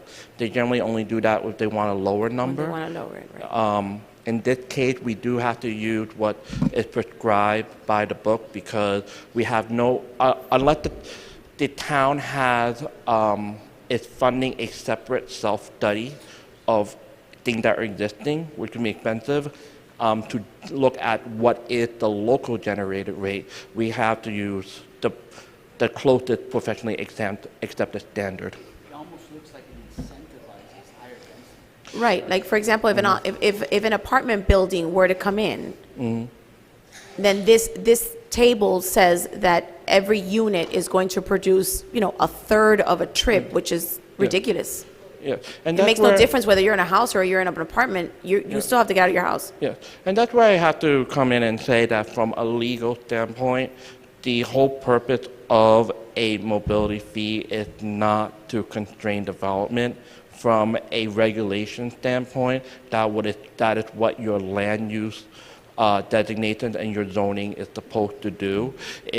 When you look at how mobility fees legislation is constructed, including at the state, that is not the intent. The intent is to mitigate impact and provide for that redress of grievances that's provided by the First Amendment of the Constitution. Right, but this particular chart, I mean, and again, I don't know anything about this, but to the average person, it incentivizes high-density development, because that's per unit the lowest mobility fee. I would think maybe let's look at it differently. If the data tells us that this development, this type of development is generating less trips per unit, then that is a condition of what that unit produces. So it's not necessarily incentivizing development as much as acknowledging the conditions of that type of development, which is what, when you think about impact fee, if we're thinking about mitigation of impact and having to go with a professionally based judgment on what that impact is, we have to take available data. I say that from my professional standpoint, it is neutrally based because I'm not trying to say this is a good thing or a bad thing, but based on data that I have, this is what the conditions of effect are based on the data. So basically, this would take into consideration or would assume that in high-density residential areas, less residents own vehicles, for instance? Yes, because when we think about the high-density, medium-high-density areas, which are generally inner-city urban cores, what that would qualify under, you also have a slew of amenities that are within walking distance, and these buildings generally in most major cities nowadays are regulated in such a way that they are mixed-use centers with at least 1 to 2 floors of ground floor retail. You're not going to generate vehicular trips if you can go downstairs and pick up your groceries and go back up. Right, so it's taking into account perhaps some components or some amenities that perhaps our town doesn't offer. Exactly, and that's absolutely correct. And in fact, if you were to look at what your town center is, it would actually more likely qualify under low, medium to medium at the max. Okay. And that's under current regulation. We did put that in there in case you change your land use later, but to be honest, most of what you have is going to probably qualify under low, medium density. So that's your like 4-story building, 4 or 5-story building. And when you look at medium high density, you're looking at about 60 dwelling units to 120 dwelling units per acre, which is pretty significant, and what you're looking at in Right, so a it wouldn't be- transit hub. Okay. You're not looking at that right now. That makes a lot more sense then. Yep. Thank you. Yeah, exactly. Yeah, exactly. We did mention the gas station items a bit earlier. That, the amendment to pass by trip, we did suggest increasing it to fit in with what we've seen for trends and which have been approved by council as well. We did also look at emerging trends like fast casual. Average trip rate for 1,000 square feet is 315 for those, which is really, really high. But we looked at it, and again, we thought about the possibility of these coming in, and we downweighted it in the average as possible, just based on your regulations that you have in place right now. So, start to look into generation of the fee.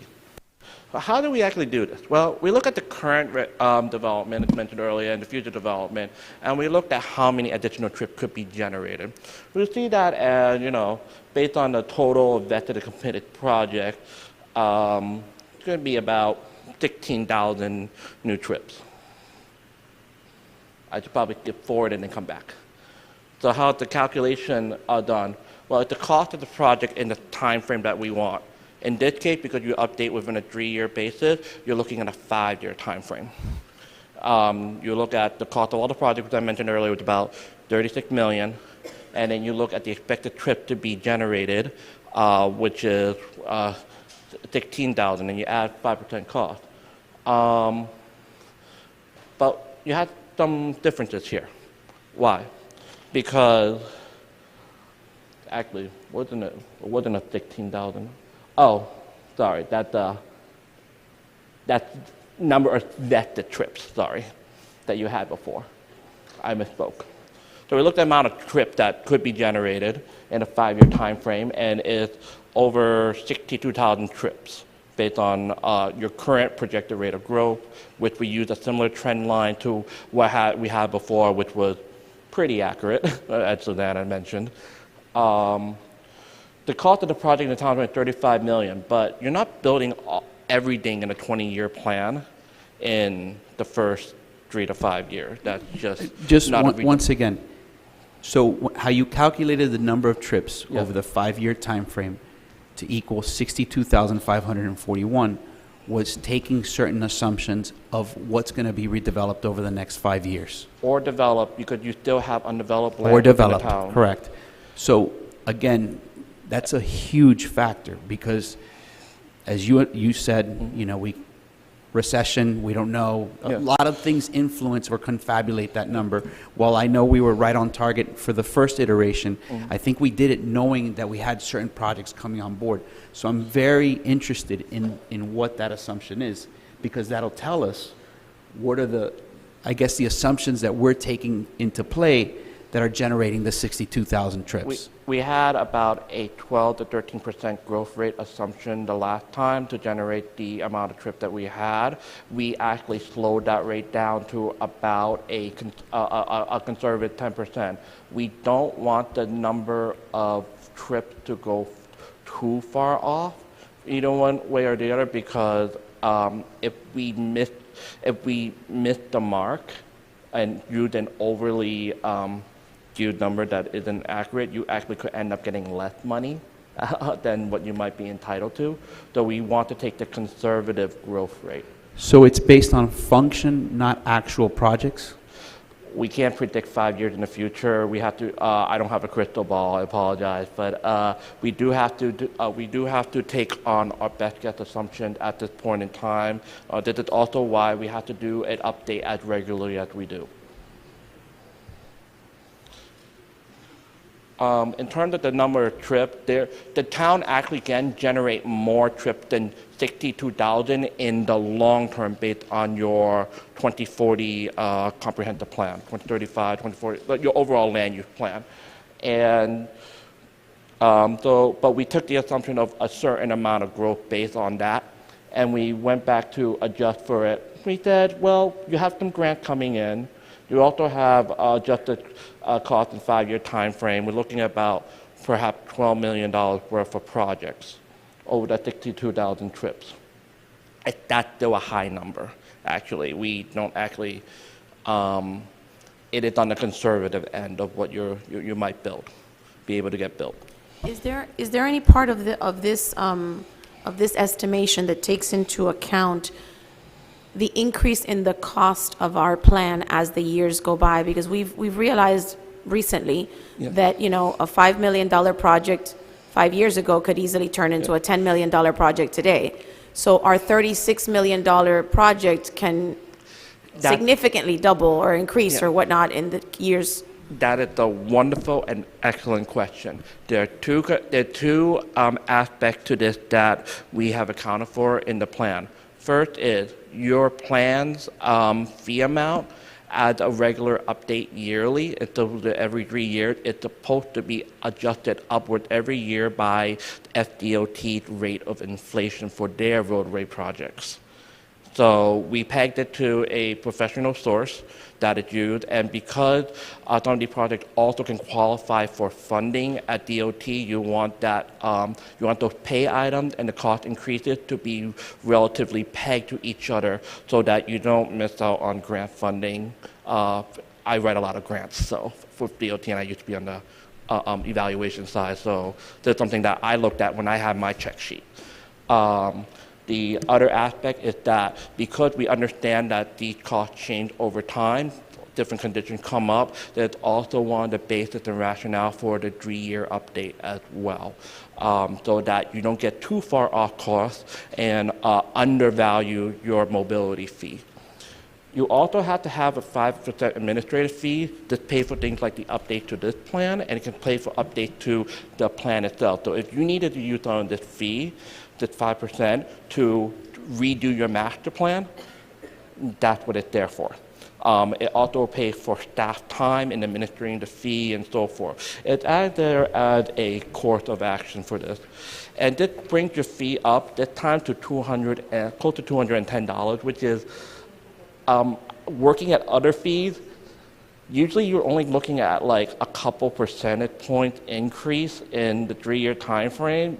You're looking at about a 30+% increase, which is pretty significant actually. And part of that is the result of your plan adjustments in 2015, realizing that this town does need more infrastructure to account for the new growth and to move in a multimodal fashion and so forth. So I want to go back 1 second. So the total per trip fee is $209.52. Yes. And then The new one. The old one was, I believe, at about 150, 160. 160. 160. Yeah. So then you take that number, the 209, and you go Yeah. back to your table. And then what do you do? Well, it depends on the type of development coming in.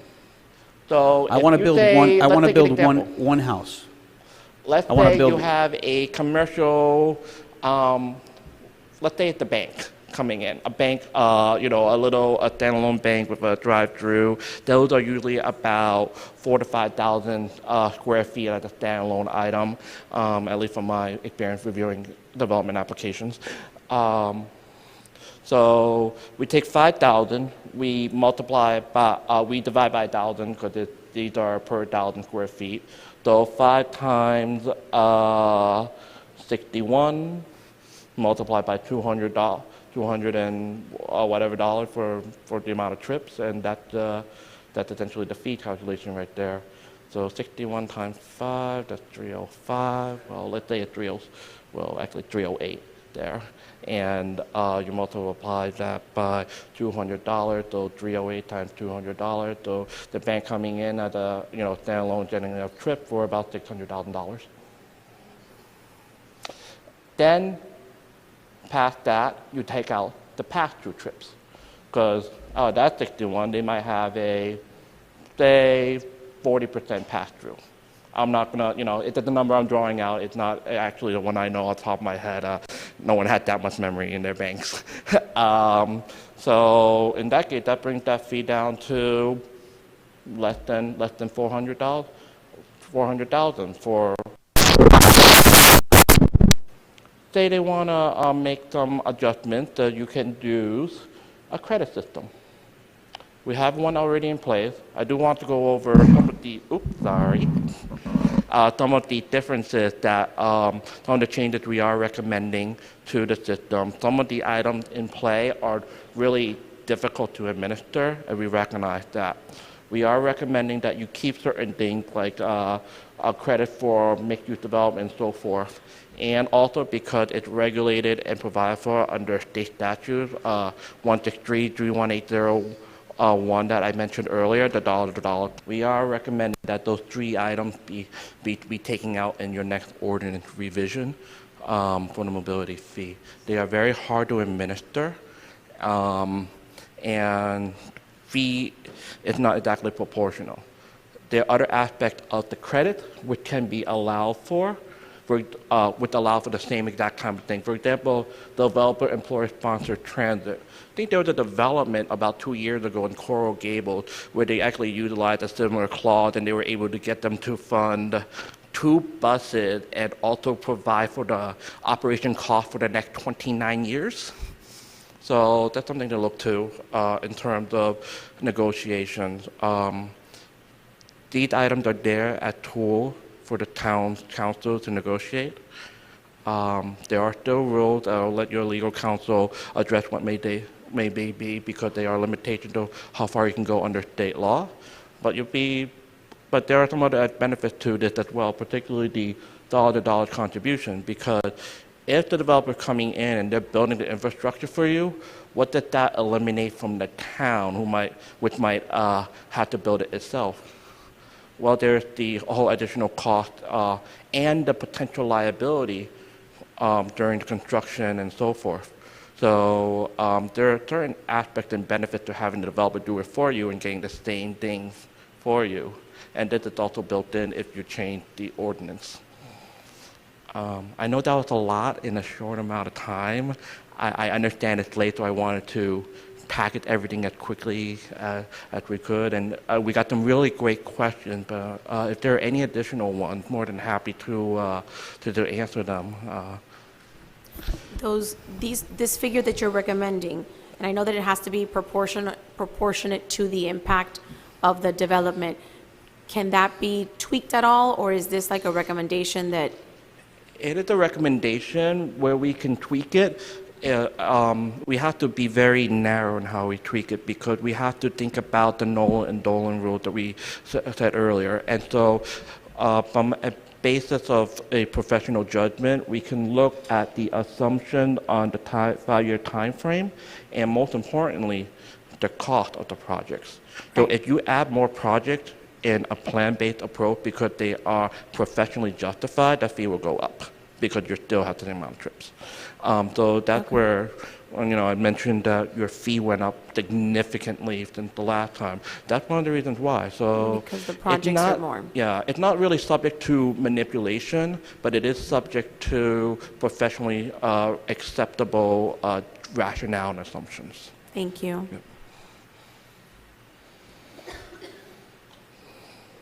Thank you very much.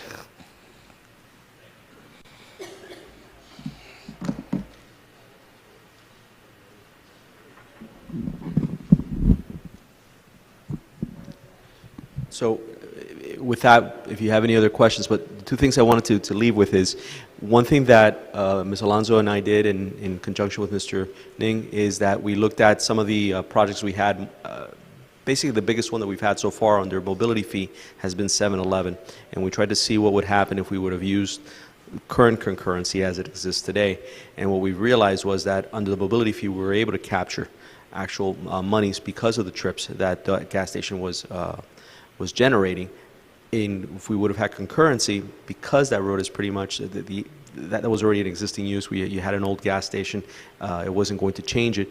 You weren't going to have any fees generated under concurrency. So mobility does allow the town to capture monies in our development and redevelopment in ways that concurrency, as it is today, would not allow us to. The other thing I was going to mention is that, I'm sorry, Lorenzo, I hate to interrupt you. Yeah. Is that also true of, for example, a residential building versus a gas station? It Yes. would also be, we're also collecting more yes, fees? we took a look at one of the residential, the new buildings that was going up, one of the projects, and we looked at a concurrency versus mobility, and mobility was generating fees. Under concurrency, we would not have. Perfect. So- Thank you. So, So let me ask you a question. yeah. In 5 years, we're anticipating to collect $12 million if we were to adopt this mobility fee? We're projecting. Projecting Okay, means no, if no, all that's assumptions a come huge- in. Right, it's a This- giant Because this goes caveat. back to the Yes. original assumption. Yes. Where I think we grossly underestimated our number. And if we don't get that projection right, these numbers are flawed. And that's my concern. I want to know exactly what that projection looks like. Because before we adopt a fee of 209, right? 209, because there's people that are going to come after us that are going to have the benefit of 5 years under the belt. And how about if we didn't even make a dent in this? How about if we're still at $2 million? And that's my concern, that we're adopting a fee that may or may not meet those expectations. So 5 years ago, did we anticipate having $2 million in the bank? Actually, 1.8 million. 1.8, that's what we estimated. Yeah, that's what we had. And had we have 20 collected 2.3. And we had $25 million worth of projects. But that's not a 3-year span. In 3 years, we were supposed to collect 1.8, and we have collected a little bit more, I understand. right? How do we get to the nexus? But you can't collect 20 years worth of fee in 2 years. And I'm not that's- trying to. I'm just trying to understand what are the projects that are going to get us to $12 million. I can't really tell you. Okay. But there is projects coming in. There is big projects coming in. There is a lot of chatter in the air, which tells me that there's a lot of interest in our area. There is 3 million residents coming to Miami-Dade County that need to live somewhere. There's 3 million new residents to Miami-Dade County that are going to need to shop somewhere. The state of Florida is looking, But that's a huge assumption. That's how we're getting to this and 209. it's the best we have. I understand. So I think that chatter needs to be disclosed. I know you can't expect us as elected officials that are accountable to the public to say, hey, on good faith, adopt 209 because that's the right number, but in 5 years it's going to get me to This is 12.4 the million on thing. chatter. I got you. If I may interject, I also I think I'm willing to predict, and I don't have a crystal ball either, but I'm willing to predict that we're not going to collect $12 million in 5 years. Again, I've said it before at prior council meetings, and I'll say it again. There's a strong likelihood within the next 5 years of some slowdown in the economy, Right, some correct. sort of mini recession. So at least I'm willing to predict we're not going to hit the $12 million number. Again, I don't know if you guys are able to adjust for that or anything. Again, I know you don't. It's so hard to predict. I'm just, To be honest, I would rather you go with a higher number earlier on than a lower number because you can always make an adjustment. But you want to collect the fee to do that additional study. You also don't want to undercollect because once it's vested, you can't retroactively go after them. Just to clarify, if we did lower that $12 million number, right, and we said realistically we don't think we're going to collect $12 million, the per trip fee goes down, not up. That's correct. So it actually incentivizes us to keep that projection high, because that's when our trip fee Yeah. cost goes up. Yes. If we, right?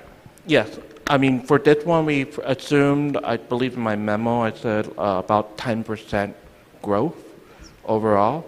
The prior one was about 12 to 13%. We did look at the slowdown. But you know, if the economic slowdown occurs next year, it could be 5% growth. You can visit at that point, but it's not 5% right now. You have a lot of development coming in. You want to make sure you collect those fees at the rate that's most beneficial to the town.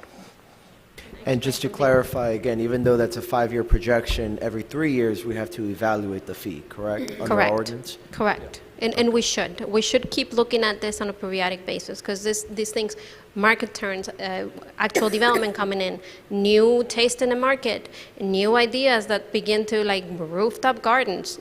Things change in the world and we need to be able to adjust accordingly and not get stuck on, oh, we already made this decision 5 years ago and we're just going to keep on chugging along. At the same time, I have to say that none of these numbers were calculated based on any specific development that we may or may not know about. And that's where you may be thinking. This is all based on market analysis. This is all based on what our comprehensive plan allows, what the map that we showed you with the pretty colors at the beginning, that is not the zoning map, is the comp plan. Our comp plan already contemplates a certain level of density and of development that is allowable. So the assumption is that a certain percentage of that development is going to come in the next few years based on where the market is going and based on other things that are happening that, sort of confabulate into the whole thing. So we're not basing this on any chatter, on anything like that. I can tell you that some of what he's projecting is already being chatted about, but none of his numbers are based on the chatter, if that makes any sense. Yeah. So that's why the chatter is really unimportant, because it may come in the form that is being chatted about, or it may come in a completely different form. But just the fact that it's in the air is already meaning that people are talking about it, and the energy is there that is happening in one form or another. And that's what we're preparing for. We're preparing for all those things to somehow gel together and become when they're not right now. Right? I got it. I just don't see how we get to where we're at now and get $35 million worth of projects, albeit it's a number a lot less than that because we're taking out some grants and fees, right? I just don't see it coming in based on the 5 years I've seen come in, of what I've seen come in. But you're saying, well, we've been pretty spot on for those first operational years. Actually, I think he said we were higher than projected. Huh? We were higher than projected by 500. Right. But because of that trend, right? Because over the past 5 years we collected 2 million. I don't see how we're collecting 12 in the next. I don't see it either. Yep. And Right. actually, In the next 5 years, we're going to collect Yeah. 12 million. We collected 2 million. But it's at a higher rate. This also does not account for vested rights anymore. Like the big Yeah. mistake in the prior calculation was the vested rights properties, Yeah. correct? Yeah, that's part of it. And in terms of 12 million, we put that in at a conservative estimate. You're probably not going to build 12 million in 5 years. And to be honest, but we put it in conservative estimate in case you do have that much growth that you need, you can collect that much and build at that time.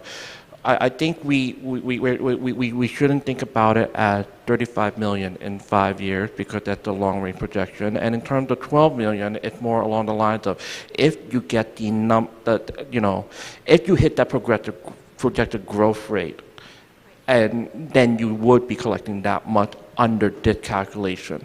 But if you don't hit that projected growth rate, you're not going to hit that number, but also if you take a plan-based approach and it's reasonably justified, you shouldn't be hitting that number because it's proportional. If The devil's advocate is that you'll never get to your nexus. You'll never Microphone. get to the point where you well, let's look at it a little differently there. Your plan amount of projects should be based on the growth you're achieving. If you don't achieve a certain amount of growth, then you have to go back to the plan. The problem that we have is that I think that plan is something that we need today.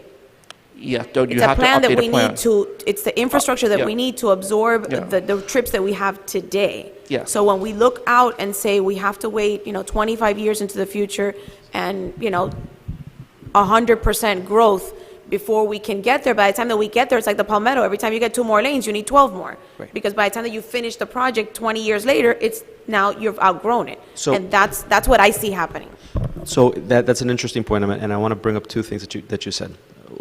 One, with regards to the Palmetto, that's one of the reasons you switched to kind of mobility, because what was happening with folks under concurrency is that, yes, you would build 6 lanes, and then what would happen is that you need now 8 lanes, and you continue building and building and building the roads, and that's what you're focusing on because that's what concurrency allows you to do, and that's what would happen under those plans. And so that's kind of been the shift. It's not necessarily about the roads. You've got to make sure that you're focusing on the other areas of your town that need to be that need attention.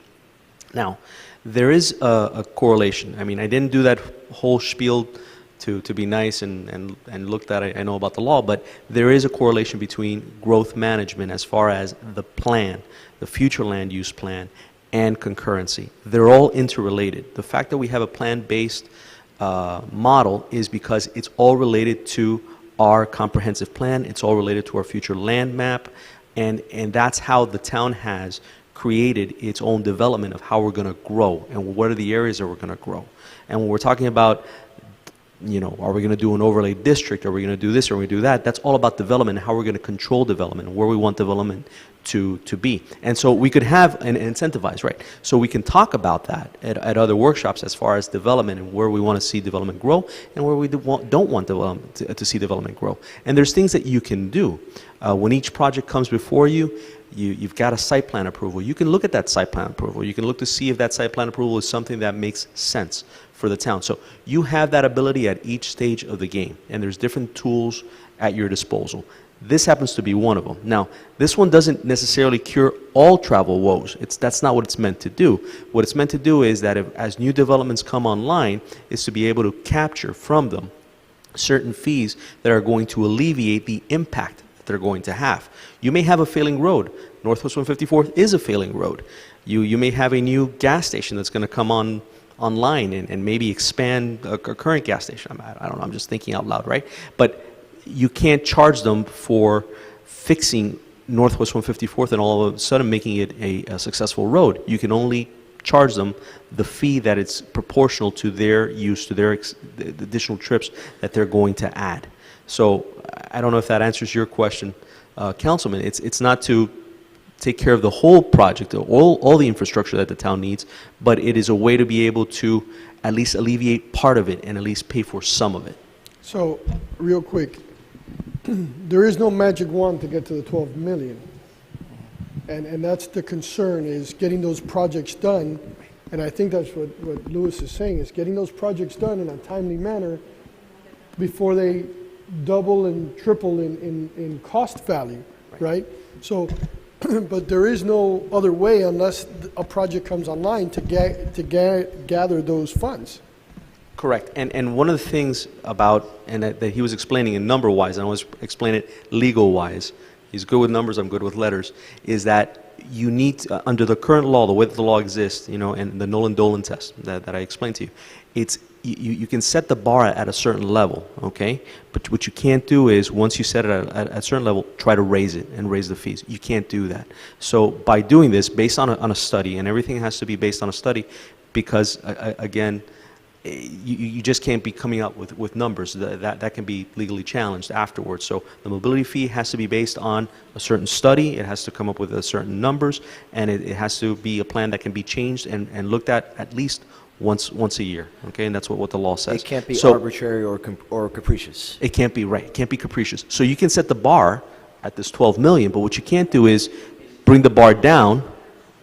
You can't set the bar lower and then want to raise it later. That's the part that's the part that's troublesome. Is if you set it at 8 million, then say, okay, we're going to collect 12 million or 13 million. Can't do that. But you can set at 12 million, then say, okay, well, we're only going to collect 8 million. Lorenzo, if that makes sense. I have some heartburn with that 5% administrative fee, where I think it's a lowball.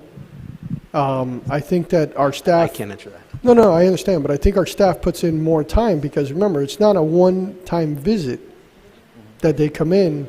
I mean, these plans come over and over and over and over again, especially to planning to you. So some of that gets captured through the cost recovery system, because when there is a cost recovery application, I painstakingly log down my hours, and I then charge them per the hour, however much my director, and I charge them for Lorenzo's time, and I charge for anybody that touches the application back to their cost recovery account. So some of that gets transferred in there. The 5% administrative fee goes more to our administrative fees that have to do with bank accounts, with finance, managing the accounts. So they don't really deal with me. If we had a concurrency or a VMT system that really did require me to spend additional time managing the GIS system, managing the modeling, managing all the trips and how they're getting like moved around and how things are, that would be then we would really need a much higher administrative fee. And one more question. I understand the fee is set, but can we raise that fee? Like say, round it off to 210 or round it off to 215? Is that an issue to go a little bit higher, or would that be a challenge? Usually set it based on the calculation, just because otherwise it's considered arbitrary. It can be considered arbitrary and capricious. That being said, it is always based on a plan-based approach. It's always based on the plan numbers. So if we have a different assumption for the amount of trips, or we have a different assumption for the amount of project that is professionally reasonable to, based on the number of trips coming in, then that fee would naturally change.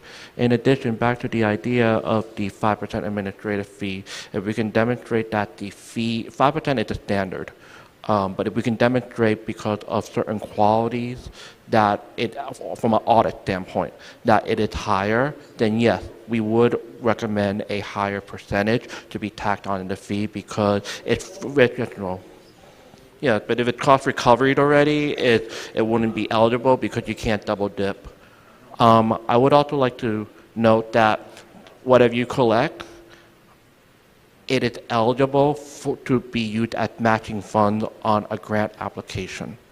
And I think that it's really important to know, because there's a lot of grants out there. I've read grants. I've been on the other side of the evaluation. So there's a pool of money out there.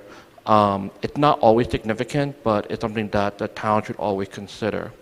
And when we look back to examples like the gas station that we talked about earlier, you know, under concurrency, you would have had $0 coming in, and here you collected 80, and that was marked down because of credits. That's $80 that you didn't have to take, $80,000 you didn't have to take out of your general funds for items that you wanted to put into play. And those credits included fixing the sidewalk, adding 3 feet of sidewalk and an easement all along it, fixing the entire sidewalk all the way around, fixing the crosswalk across Fairway Drive. So that there was significant improvements that they did in order to get those credits and reduce their fee down. So even in that one, work that we didn't have to do, that we didn't have to engage our CIP, that we didn't have to engage our consultants, that we didn't have to engage design drawings and stuff, they did all the work for us, got the permits, did everything. There's a reason why it was used and looked at when they were developing the scope for the county. Yeah, it's not.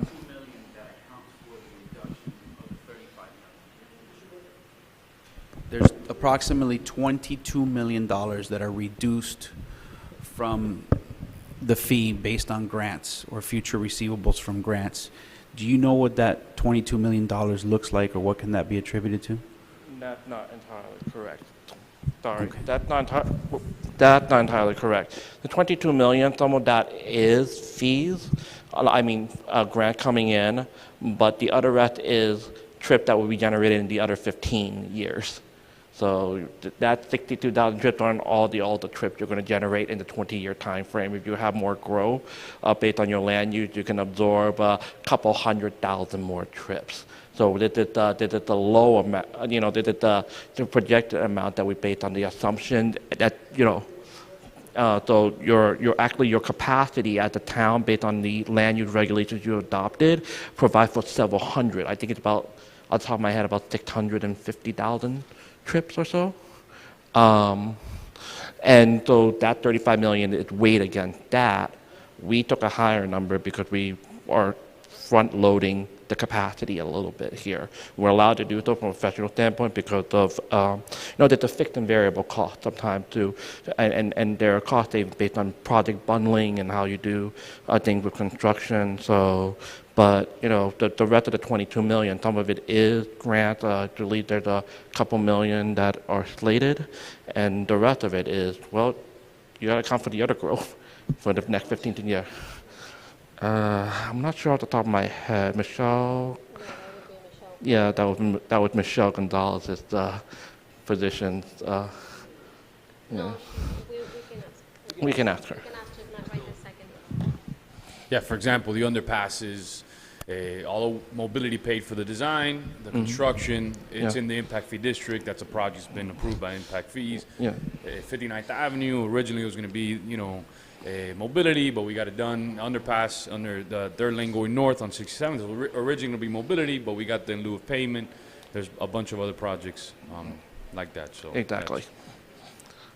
I think it's important to realize that this mobility fee is not intended to pay for the whole $35 million of improvements, right, over a 20-year period. This is intended to sort of recoup some of the detriment that the town is going to get by certain developments. So these calculations, although we're using the 35 million projection and the $12 million in estimated fees, it's not intended, we're not intended to pay all of that over a 20-year period through mobility fee. That's not Correct. the idea.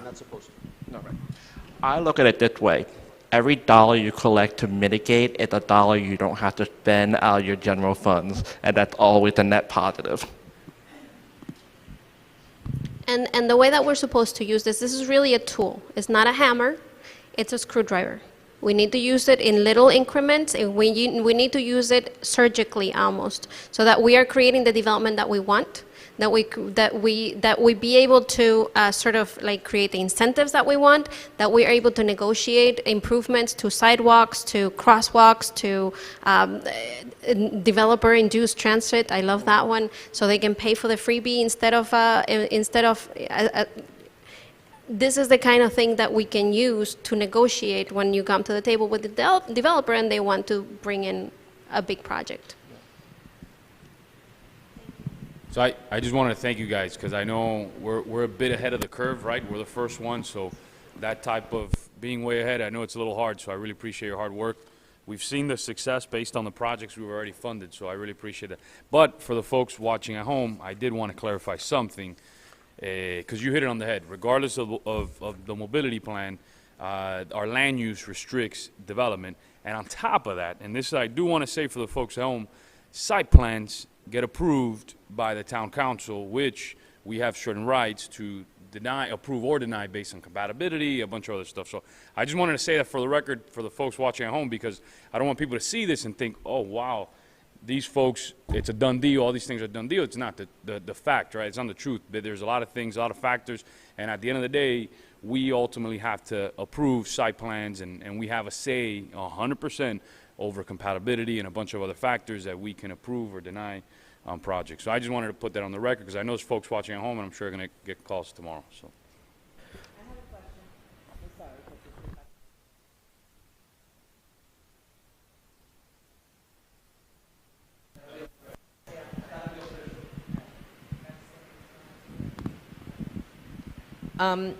I do have a concern, because we're talking about mobility fee, we're talking about monies, we're talking about development. What I don't hear a conversation about is the impact these developments are going to have on our current traffic situation. I'm all for, if in fact the mobility fee is the best way, that's fantastic, but how is it going to improve our traffic? I don't want to have a mixed-use building or a zoning change take place in my area and there's no road improvements. So that's my concern. I'm hearing that monies will be spent on parks, on sidewalks, but what about actually getting the residents out? That's really, really not a unique problem to Miami Lakes. Let's look at what we can fund through the fees collected. We talk about multimodal, we talk about sidewalks and bike lanes and all that a lot. But it's not just those. We could also look at roadway improvement. One of the things that we have done in working with the town in the past is look at the roadway grid. And one of the things that really struck out to us was the need for improved signalization. Improved signalization can be technology like adaptive signalization that is a bit more automated, and it actually does affect your traffic flow, because if you know, ever been at a light and it's like no one's going the other way and I just want to go right through. But that costs, just from a study standpoint, can be over $100,000 for signal progression for several signals. And then the technology behind that, depending on how many intersections, $50,000, $60,000 per intersection very easily, if not more. This money can be applied for that. And because you have it, and it has been, actually, thank you. So when we look at the project, cost of the project, we're allowed to spend the money that's collected and what's in that project list. So long as we ensure that these improvements that will improve traffic are on the project list, these things do help with the traffic flow, and they are necessary based on an analysis of the town's needs at the time. Okay, no, and I am aware of the adaptive signalization, because I know that that's been in the works for like 3 years. I'm not sure if it's still working, if it's completely done, but I know it's a process. Yeah. But, you know, when I look at, for example, I'm hearing, you know, comments, and I'm hearing the statements made that we're going to perhaps use some of these money on parks. That concerns me. That's not going to be used on parks. No. Okay. Actually, the reason that parks were brought up is Okay. we want to amend how we are the code to actually include for parks separate from Okay, the actual okay. All right. mobility Thank you fee. for clarifying. Because we can have park concurrency. I mean, that's Right. one of the things that we can have, and we want to add that so that we can. And our comp plan calls for it. Yeah, and our comp plan calls for it. So since it calls for it, we can have it. Everything is all related to the comp plan. One thing is related to the other. It's Right. they're not independent of each other. Right, and then the other concern that I have is, I know that, you know, there's the big push for the bike lanes and the walking, and I just want to make sure that everyone understands where we live and how we function. We do have to use our cars. Many of us do not work in the town of Miami Lakes, so we do have to commute. The ability to ride bike to school is very limited because people have to get to work. Like, I know Susana can't go dressed in a suit and pants and, you know, take her son on a bike. You know, she's gonna come back drenched in sweat. So some of these things are nice and they're great weekend activities, but they really don't solve the traffic problems in this town. And- So if we're going to, you know, be considering some of these developments are gonna be considered, and, you know, we have to be very mindful of the zoning changes, to make sure that we don't really create a larger problem, and then we just allow the development to kind of take care of it by just paying a fee. We have to be mindful of that. So that's just my 2 cents worth. You're hitting it right on the head. If you think about it, and this is where your input is essential, because it's the plan that governs how the money is spent. So the better the plan is, and whether the plan is we're going to spend it all on bikeways, which probably would not be very wise, but some people may applaud, that's going to be your plan, and that's what you're going to spend your money on. So this is where the plan itself becomes king. When the plan is based on our needs, and yes, it should include mobility for everybody, because yes, improved sidewalks and yes, better bike facilities do improve mobility in general, but no, they shouldn't be the be-all and for-all, right? And I believe most of our plans at this time most of the plans that we're doing for sidewalks and for bike lanes are really, really, really based on grants. And we're only using mobility fees for the most part for the big stuff, where you really, really need to pull your money, and for the really, really big projects that require a big lift from us, and you know, like the underpasses and the 59th Avenue, that's where the most of our mobility fee money really, really goes. When it comes to, you know, we're getting a lot of grants from the county for FDOT and from the Safe Routes to School, and we're getting grants from most of the other stuff, and that's how we're managing to have our cake and eat it too, a little bit.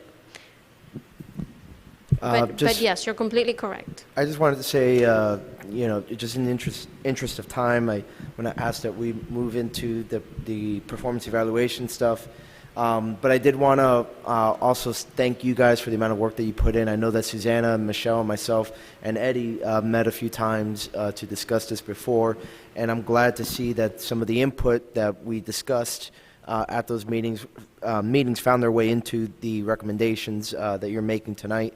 I think you've given us a lot to consider, and I think what it's really going to boil down to is whether we think continuing on with the mobility fee path is the way to go, or revert back to concurrency. And that's going to be a debate, of course, that we're going to have plenty of time for at the actual council meeting.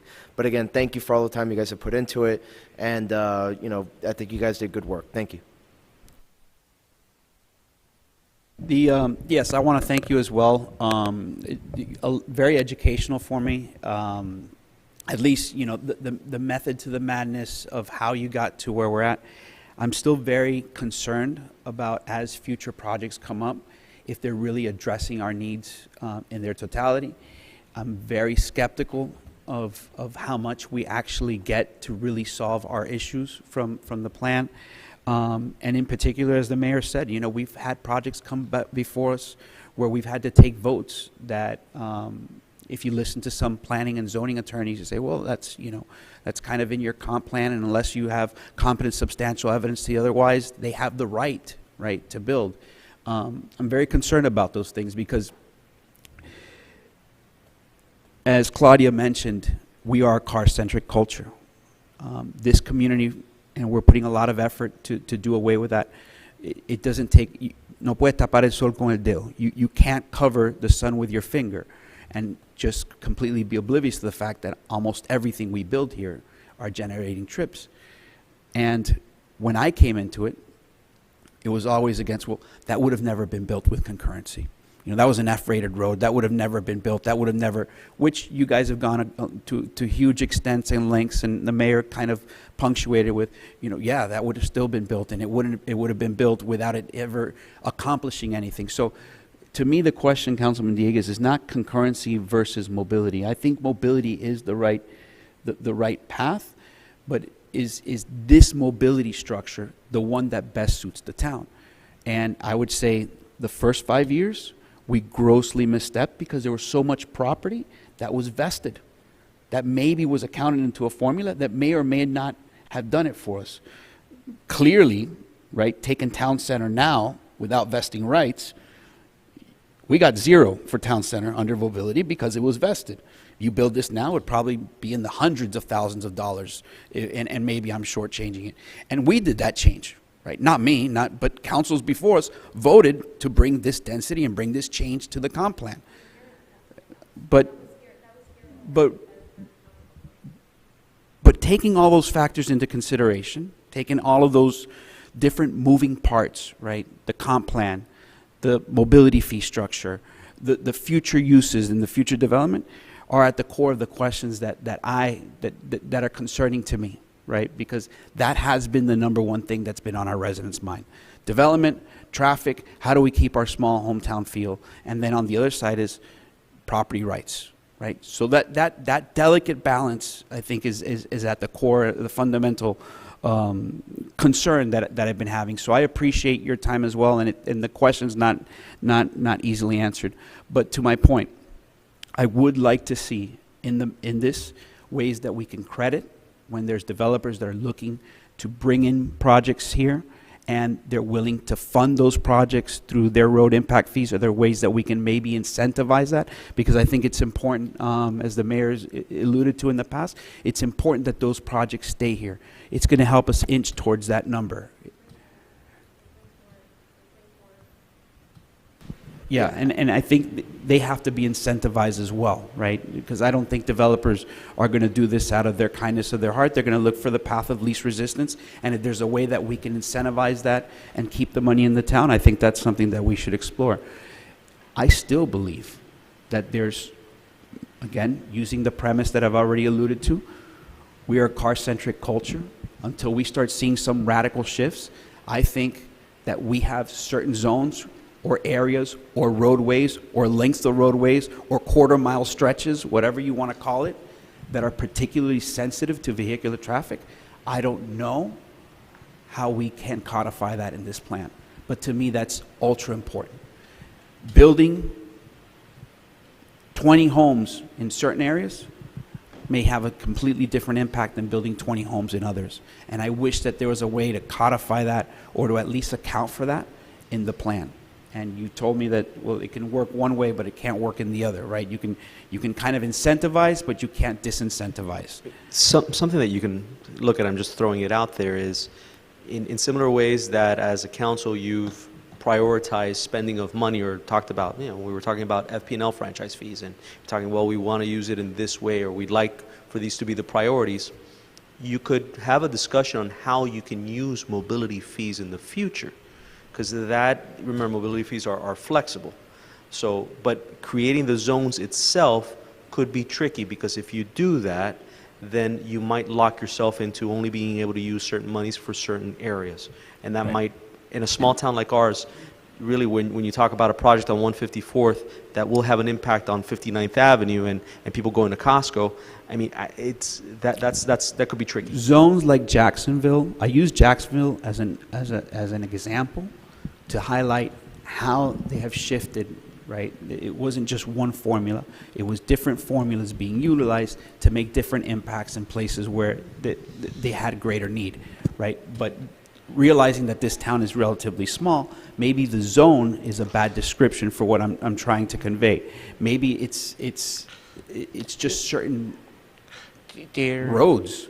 There's something you need to consider as well, perhaps, and that is you can look at zone, and a small area doesn't work as well because your area of effect is just going to be generally wider than the zone, particularly when you have downtown strip here and another commercial strip here. The kicker here then is how those fees assess. So if you assess certain fees within that zone, you cannot cross-pollinate. You cannot take the fee assessed in that zone and apply the project in that other zone. Because the town is so small and there's a general overall effect, stronger position to fund your project as a whole and get them on the ground if you're able to pull them together. You cannot do that if you subdivide district too far, because you're really, because of the Nolan Dolan we talked about, the need and the proportionality. Once you create the district, your need and your proportionality is tied to the extent of that district. If you don't have projects in there, but you still have an effect or not enough, then your fee actually ends up being lower. I just want to get your professional, before you leave, because I know we're about to close this right now, your professional opinion, because you're obviously, you work with 24 cities, or over 24 cities in Dade County on these issues, and you know the county's following our lead on some of this stuff. Two things. Should we continue down the mobility fee path? And your professional opinion, and also on what's your thoughts on looking at our plan for the first 3 years and all that, just on those two things. Okay. From a professional standpoint, I think it's a matter of policy. As a matter of funding policy, I believe that anything that, as a general rule, anything that gets you money that you would have to spend out your general fund otherwise, is a positive. And in this case, the mobility fee worked for the past several years for the town. Do I believe it will continue to work? Yes, because the alternative brings you back to a system where you are only relying on one metric, and that is roadway capacity.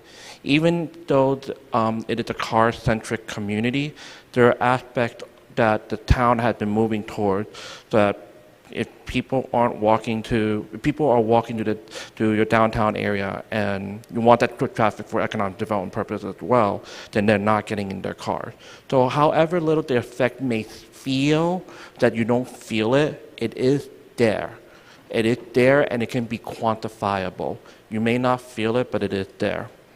A mobility fee is generally one of the ways that's why a lot of communities have moved toward that path, because otherwise you're building these projects, but you have to use your general fund. And that means you have to look at your millage a little bit differently, and it could be higher.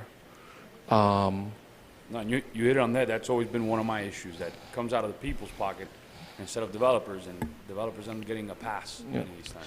And then to your second question, I apologize. Could you repeat it, Mayor Sid? I don't want to, I see the town manager, kind of ready to go on to the next thing. I don't want to hold you off.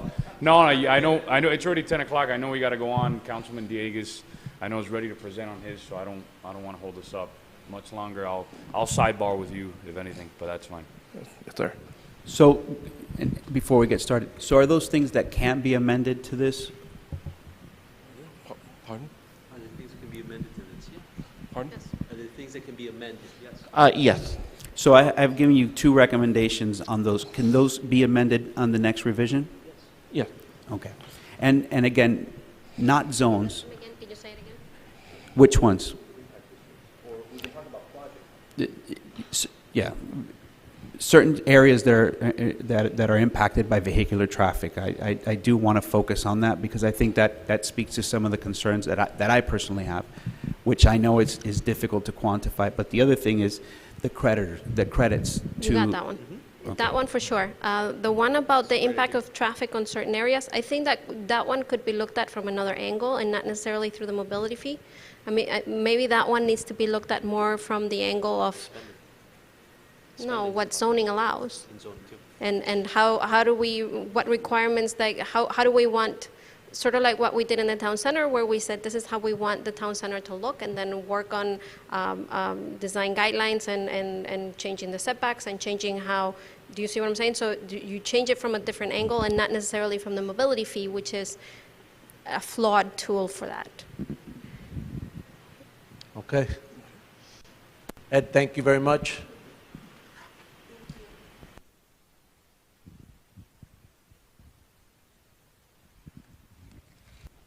All right, the second half, or the second part, hopefully this won't be a whole half. The second part of our workshop deals with the evaluation of the 3 charter officers. It was something that Council Member Dieguez brought as a new business item to create the criteria and develop a strategy for that evaluation of the 3 charter officers. So there's a bunch of information that was provided to you as the backup for this workshop, and then I'll just leave it with Council Member Dieguez to talk about his initiative. Thank you, Mr. Manager. And much of what I'm going to discuss tonight comes directly from the information that they included with your agenda packets. It was the information that's there, actually, I think with maybe a few exceptions, were included previously with the agenda packet for the council meeting in which this was proposed. So the short version of all this is that even though the town manager's contract for years has called for performance reviews by the council, for one reason or another, it just hasn't taken place. So that is why I brought the item that I did forward with respect to actually getting a workshop together to start putting criteria together, and even expanded it to include the town attorney and the town clerk so that it covers all of our charter officers. And I do also want to give a shout out to Lorenzo Covilla, our deputy town attorney, who I forgot to acknowledge as being present at the mobility fee meetings we had. And thank you for all your work, Lorenzo, on getting answers to the legal questions that I had. But with that said, I'm going to move as quickly as possible through this again. All this is in your packets, so you can always review it at home. I just wanted to get the discussion going for the benefit of town staff to get a package together for us. In short, I do have 2 questions, though, first, before I continue on with my presentation for Lorenzo. I don't know where he's at. Yeah. Would you mind coming to the mic?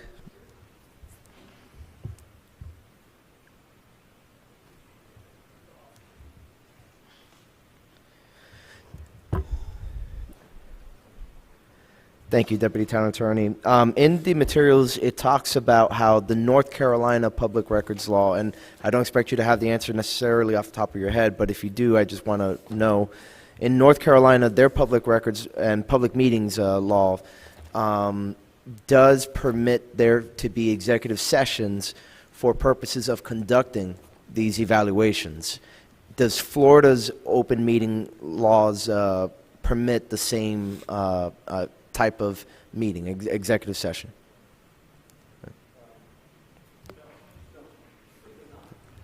You can only have executive sessions or sessions of the shade when and if there's active litigation. So if there's not active litigation, you're not allowed to have meetings in the shade. What happened? So collective bargaining is considered an exception for certain things like that, but with regards to these type of valuations that the councilman's alluding to, no, you cannot have a shade session. Okay, so we're different from North Carolina in that sense. Okay. Yes. Well, really, it boiled down to that question, but I would still stick around, though. But because basically, if you read through the material, the He knows more. as you read through the material, though, it does talk about sort of the goals of these reviews, right? And it's not merely just to say, hey, I think you're doing a great job, or hey, you're doing a horrible job. It's also a relationship building tool where basically both sides of that review are able to have a frank discussion with one another about what they think they can do to improve themselves. And by reviewing one of our charter officers, we're also getting feedback on our own performance as council members in terms of how we give direction to them. Are we giving them a fair shot to be able to carry out the tasks that we are assigning to them? So one of the things I'd like for us to discuss, in addition to our process, is also to discuss what our goals and objectives would be with these reviews, how we want to go about them. Should we use a facilitator, for example, which I think we should, so that that person can go around conducting interviews with the person being reviewed, with ourselves individually, and kind of synthesize all that feedback to guide a discussion between the council and the person being reviewed. So I think we should incorporate a facilitator. I think that per the materials, we should avoid having these reviews during or shortly after an election takes place, because we need time for the council, of course, to get familiar with the person that would be subject to the review, and really get a feel for their responsibilities as a council member versus the responsibility of the town attorney, the town manager, and the town clerk. So I'd like for us to also try and come to a consensus and give direction, perhaps, or not direction, because I know at workshops we're not allowed to give direction, but to give feedback to the staff to include, some delay from elections in which these evaluations take place. And, here was the second legal question I had for our attorneys. I know the manager's contract has a performance evaluation clause in there. Your contract, if I remember correctly, does not. And of course, even though we're trying to address that for all three of you, that would be something we'd have to amend in your contract, no? Well, from our point of view, my contract has virtually no notice clause. The manager's contract, correct me if I'm wrong, I think is 6 months? Notice, something like that, severance, something like that? I think it's, they have to give me 5 years' notice. Yeah, exactly. Which is just about right. No, so...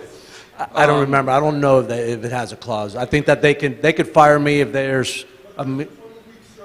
Exactly. Yes. There's a severance. There's none for us. Yes. Look, I'll get to the, to the bottom line. I'm perfectly okay with this form. If you guys want to fill that out or have us generate it or you generate it and we get your input and everything else, I'm perfectly okay with it. We have someone here full-time.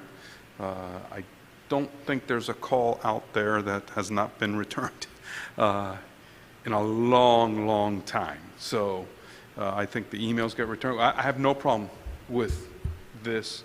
The only question I had was when you mentioned facilitator. Would that be someone in-house, maybe the manager or something? I was going to say outhouse, but that's probably not the best language to use. It would be somebody contracted from the outside. Okay. Which would involve a cost, which is something we'd have to, consider. I mean, personally, I would think it's more worth it to use a facilitator in this context than, say, at our 5-year review of the strategic plan. I think that's something that can be handled in-house. But I think it's important to have someone who doesn't have ties to the organization to be able to guide the discussion and be a neutral third party and a neutral arbiter of everything. And the reason why I asked the question about the clause is I don't want it, while it would be a useful practice regardless of whether or not it is in your clause, I just want to make sure it wouldn't run afoul of creating certain impairment of contract issues or anything if that becomes the basis for a subsequent termination or anything. Or Our contract is very straightforward.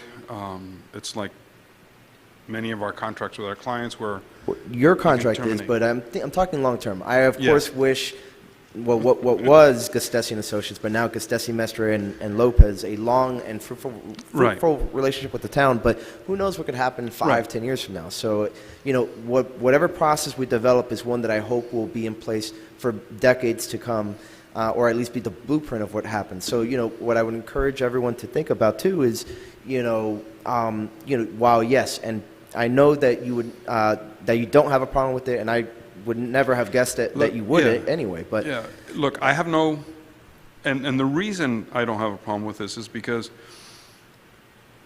if there's something going on or some perception with the council that I'm not aware of or that we're not aware of, this would be a tool to let us know there's an area of improvement or an area of concern that's shared by the council that we're not aware of. So I definitely, I think this might be a useful tool. I'm willing to listen and willing to try it out.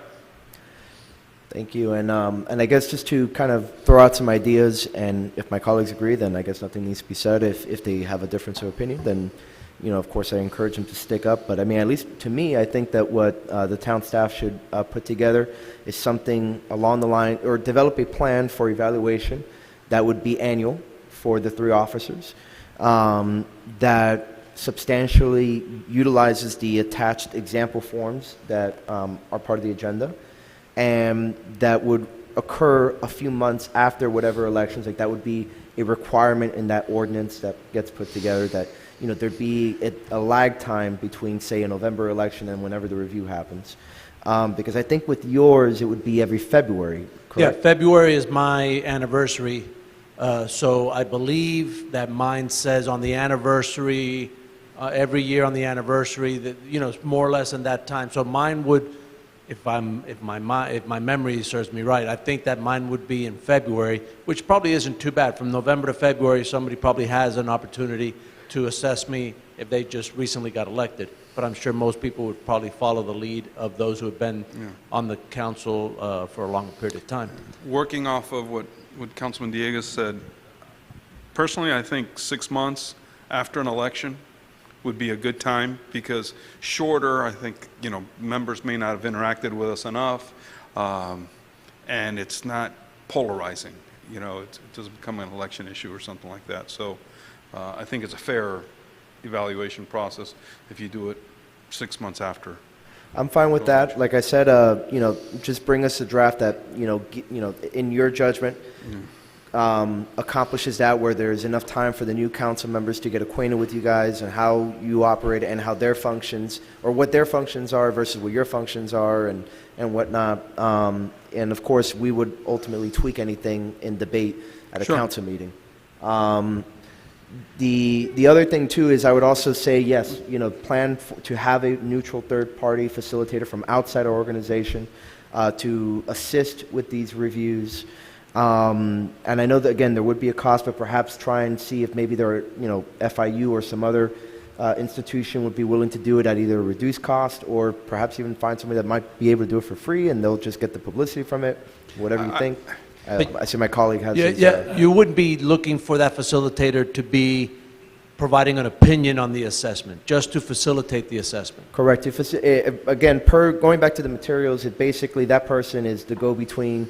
They would, part of what's envisioned too is that person, in your case, for example, and even actually with everybody, with the 3 of you, would not only talk to the council about, you know, like, we would complete a questionnaire, right? Which, that's something else I would like for you guys to do, is kind of prepare a questionnaire for us to fill out individually, that then would be handed over to that facilitator, that person can then take to interview you and people within the organization about how they feel you've performed, for example, how they feel their interactions with the attorneys have been, with the town clerk, et cetera, to get that sort of feedback as far as, you know, like, you know, do they feel that their needs are being met, or that maybe even toward the council, like, look, I think Eddie's great, but, you know, I think the council is giving us too much, whatever the case is. That person is not there to make a judgment call so much as just to help the conversation along. And I know that Councilman Rodriguez had a point. Well, that was kind of my question, which was, I didn't understand the purpose of the facilitator. And now, even if let's play it out and say we had a facilitator, we had the comments, the conversations between us and facilitator and the members. What is the end result, right? Is this facilitator going to give us an opinion as to whether or not this person is performing up to our standard? I mean, what is the purpose of having a facilitator? Well, to help us reach consensus at the end of the day, that, again, they facilitate the conversations with the goal of ultimately getting us to get on the same page, as it were, for us to form consensus that, you know what, okay, we're not empowering him to have all the tools he needs to perform according to the standards that we expect. In essence, to reflect the mirror back at us, right? Like, look, this is what the feedback I've gotten, and to present their findings, if you will, to us, so that, again, we can all get on the same page. That would be the ultimate goal. Look, if you guys decide on a facilitator, that's fine with me, but frankly, there are 7 of you. I think if all 7 of you fill out the form and exchange it, and provide it to us, if someone's got a problem or there's a problem area, we would take it up directly with the council member that had the issue to improve in that area. I don't know that there's a need for a facilitator, but if you decide on one, I'm perfectly in agreement with it, but I think it just a lot of one-on-one discussion on the item and the evaluations. Right, and that was sort of my... very constructive. Sorry. That was sort of my point, is it, right? So if we all filled out these questionnaires and we shared them amongst each other, we'd know what was going on. We'd know what the consensus is, right? I mean, that's... Yeah, you're not I'm supposed just to playing it out. Yeah, I think the way it would work to comply with the Sunshine Law is you would submit these to the manager, I would imagine. Right, and they would become public. And they would become public, of course. Right. And then, you could all look at them. Right. And I have a suggestion, Councilman Dieguez. Being a municipal employee for over 30 years, we've had facilitators come in over and over again, and all it brings is some animosity. You have a person coming in that doesn't understand the system, that doesn't understand the people, and doesn't understand the culture, right? And so I think that a one-on-one evaluation, first of all, I saw that in the plan you had a questionnaire. You had like a answer questions, evaluation type scenario. Well, again, that material was provided by staff. I did not. Right. No, I'm just saying that there was a questionnaire in there.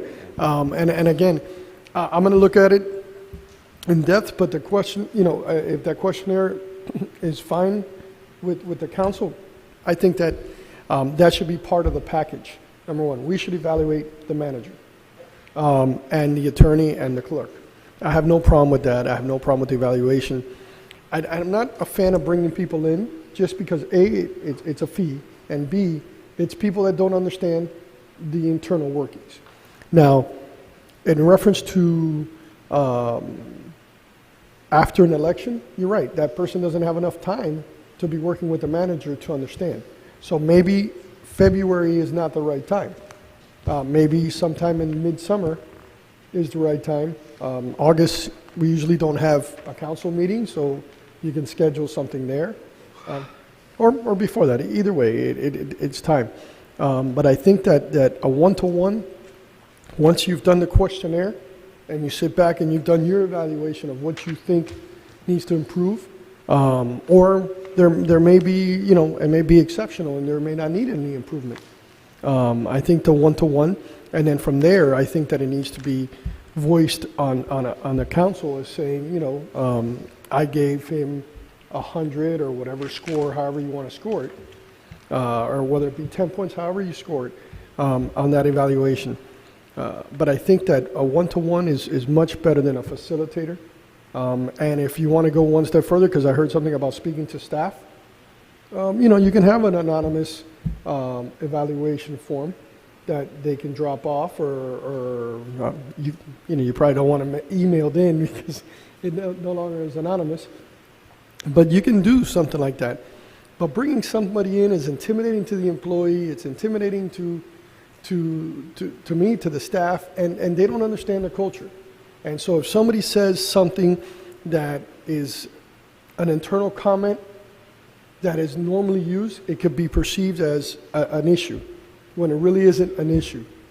And so I think that maybe for the first evaluation round, look at maybe doing it within-house and then going from there. And if you see that doesn't work, I won't be here after November of next year, so you'll have at least one new member on the council. And that person may bring some new, fresher ideas, but I think that keeping it in-house, like Councilman Rodriguez said, is probably our best bet, just for the first time and see how it goes. Yeah, I mean, at least I didn't interpret Councilman Rodriguez's comment to be, let's do it in-house. It was just, do we need a facilitator, period. I think I personally would prefer to shy away from having an in-house facilitator, because even though that person... Okay, yeah, if that's the case, then yeah. Okay, well, well, basically, there's a facilitator or no facilitator, and I'm fine with going without one for 1 year. I do think, though, there is a benefit there, even though that person may not understand the workings. That also kind of is why it actually works, because then they're not involved in some of the politics that gets involved here. And I pardon me for interrupting, but the other question I would have is, if we were to use a facilitator, I think it should be somebody with legal training, somebody who knows, what it is to be a lawyer on my side. Yeah, the same facilitator may not work for all three of us. Exactly. You may need Exactly. 3 facilitators or some hybrid of I that. see. That's Yeah. going to get expensive. Yes. Yeah, because I'm sorry, as much as I think I can't do Ed's job. I do want to raise one quick point, and I think the Vice Mayor did bring up something that's important to me. I'm a big fan of 360 evaluations. I don't know how much it applies to you guys, because your 360 evaluation is where we take not just input from this board, but the actual constituents or residents and maybe Peterman. Have 3 different entities that interact with different forms of Right. yet. And in this case, it would be imperative to have a peer, right? Like I would value the feedback that I would get from Councilman Diegers or Councilman Rodriguez, because they know what the expectations are, the standard of that you should be held to a lot higher. So to the manager's point, we may be looking at different models for each different charter official, right? But I am somebody that looks at this not as a be-all, end-all, but really as a communication tool, just to give you guys feedback.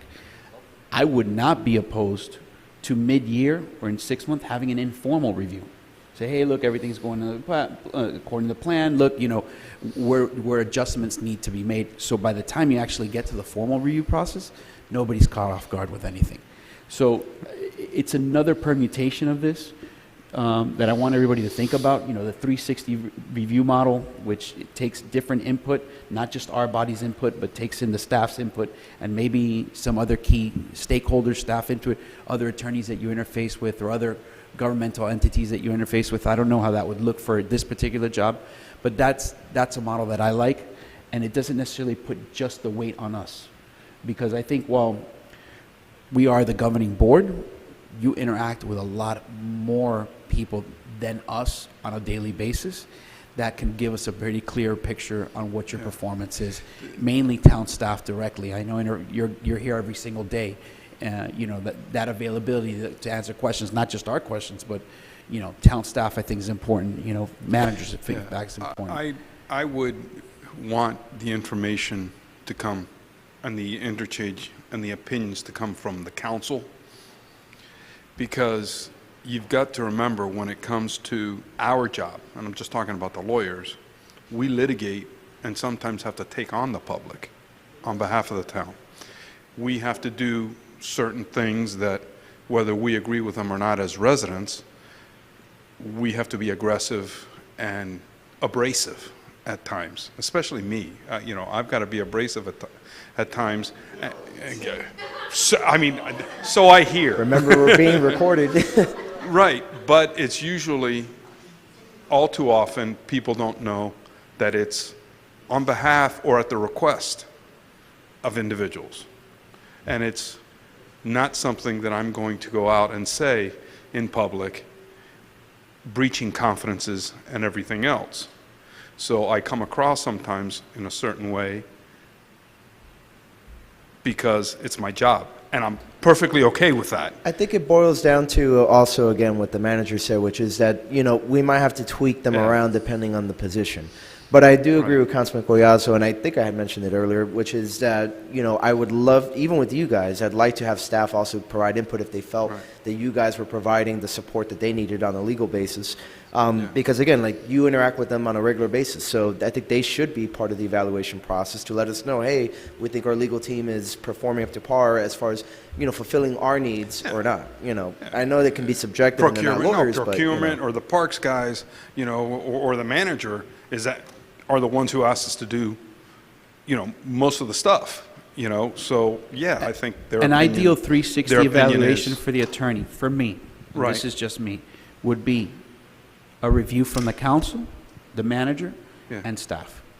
Fair And enough. I don't know if that's, one evaluation as a group, one evaluation as the town manager, and then maybe like a committee of staff that mostly deal one evaluation, and those 3 evaluations create the 360 for the attorney. That's when I'm talking about 360 evaluation, that's what I'm talking about. Like us as a body, submit one, the manager submit another, and then maybe a cohort of 3 staff get together and submit an evaluation, and that gives you a pretty good view. Again, Fair. feedback to you guys of, look, we're hitting the points with the manager and the council, but look, staff needs us to be a little bit more responsive on contract issues or time-sensitive issues.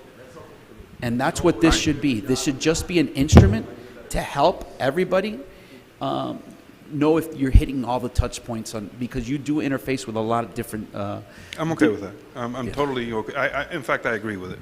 So I think we all agree then that we want, so no facilitator, I think, is what we're leaning toward, at least for the first year. Having evaluation sheets, if you will, not only for the council, but also for certain staff members, for everybody, perhaps even charter officers as to each other, to complete the 360, like you said. But also, again, we can't do an executive session on these evaluations like in North Carolina, but how about, for example, how does everybody feel about doing a retreat? Because again, part of the thing that I think we need to also keep in mind is not that I'm trying to advocate to do stuff away from the public view, but when the public gets involved, sometimes, things have a way of getting distorted. And I'm trying to make sure that when we conduct these reviews, they are done to the best possible, because it's impossible to completely eliminate politics from the equation, but as best as possible to extricate the politics from the review. And, of course, whenever we do meetings like this, even the workshops, you have public comment, it becomes, you're not doing this right, you're not doing this right, and this and the other, and, and then if we dare go against what we're being... It's based on sometimes a lack of information or misinformation at times. And a lot of time, look, stuff. you had somebody say that we were going to take away the Goodwill trailer, and then you had a bunch of people upset over nothing. But I want just an informal poll of my colleagues, what they feel about a retreat, style, for any interviews, because I do think there should be a point in time in which we get together formally with you guys, as a body, to kind of go over, everything, and discuss it. As far as I'm concerned, the form that's here is fine, for what that's worth. I'm fine with that. How can form. we, I mean, it's several I agree pages. with you wholeheartedly on the, having a session where we can openly discuss, maybe things that are maybe more personal with our officers. I think that you guys are all professionals, and that there may be things that we might want to bring up or might want to discuss that we don't want everyone to know about, or that it's not necessarily meant to discourage maybe a future employer from hiring someone. Or I would hate for anything that we discuss here that is in good faith to end up, being used negatively against any one of our officers. So I would be open to a retreat or something. Okay. I don't know how we can do that. Are we required to make it a public meeting? Yes. It would We still are. have to be public, but at least as I understand it, and I believe the town's done this many years ago before. Oh, no, but I mean like before you even got into council, like many years ago in the time of Mayor They Slayton. did. I believe that, that they would actually go to a different location. I don't know where exactly. but- I don't remember where, but I think they caught some flack for it. Yeah. Just to assess the 3 charter officers?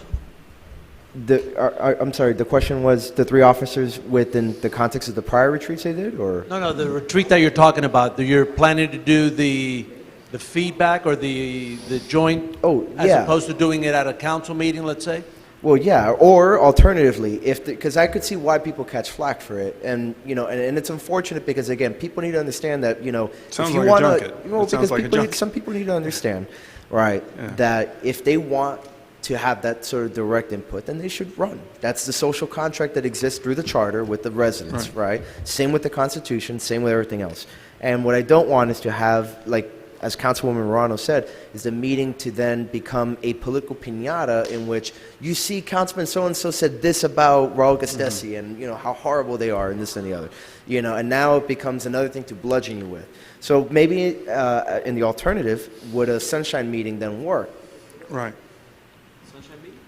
Yeah, and the input from the staff, in all honesty, I think that, for instance, in the situation with the legal team, I think that there's only a limited amount of the staff that have direct contact with them. So I think that it's not something that we can ask the entire staff to assess, because somebody who manages one of our programs in a park, probably it'd be nearly impossible for them to have an opinion, and an accurate opinion of their performance.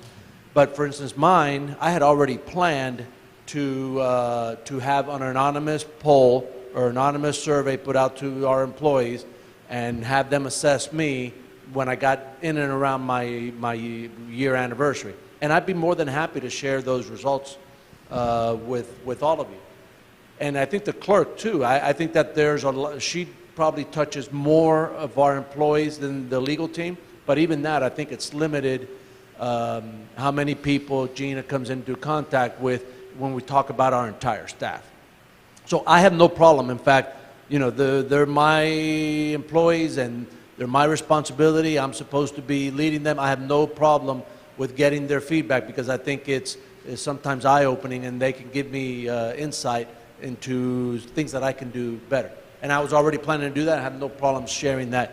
I don't know if there's an avenue there for the clerk or the attorney, but I have no problem doing that for my performance. But again, it's about when do we discuss those results, right? In a way that it's not going to become a political piñata down the line or something. So that's where I'm saying maybe a sunshine meeting would be the better avenue.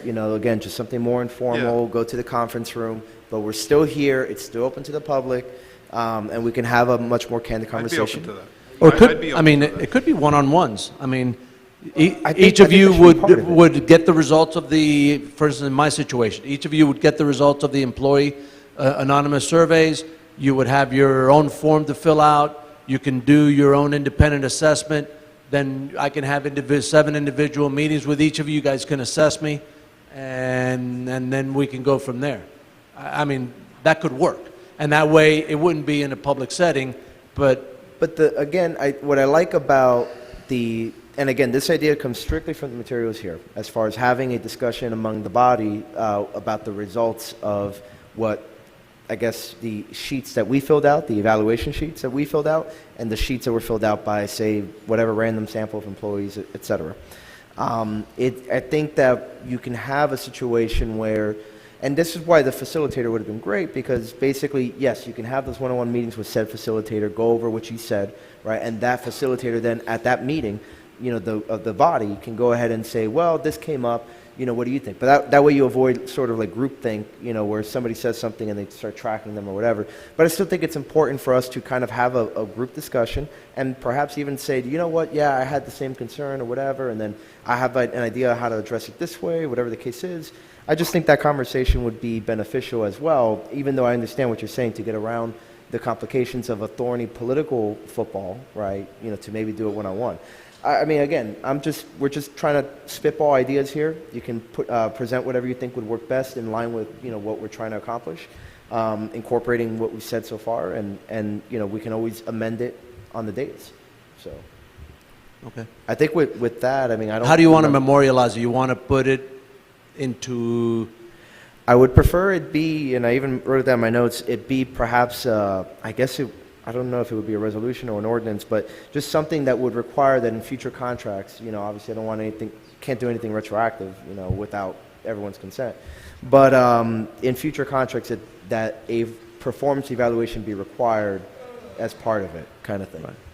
But the, Jeez. Word of the day. Somebody get this man a coffee. Wait, word of the day.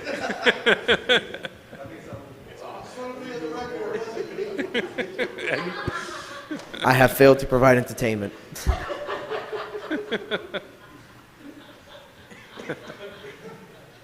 But I'll leave the actual form, and I know that usually I'm very specific about which form I would like, but I'll leave it to you guys to kind of evaluate what is the best way to go about it. Okay. But I just would like it to be something that's done, that ensures that we do it on a regular basis, and similar to what we've done before with council transition procedures and other requirements, that it sets up a template on how to proceed. okay. We'll draft- yeah, we'll draft Obviously, something future up. councils can modify it, but we'll, yeah. Exactly. We'll draft something up and then show it to you before. The last thing I'll say, because that really covers everything that stuck out to me from the materials, but I would encourage you guys to still take a look at the materials that were provided. I think you'll learn quite a bit, and I think there might be some other ideas that you guys have from reviewing it. My only recommendation, at least for the attorneys, and realizing that the attorneys report, the way that we provide the attorney feedback, the way that we provide the manager feedback, and the clerk feedback are going to be 3 different methodologies. So, again, I'm a big fan of 360, and I believe we as a board can get together during a sunshine meeting. I think you recommended that. I have no problem. And we create one of those feedbacks. The manager can provide another one.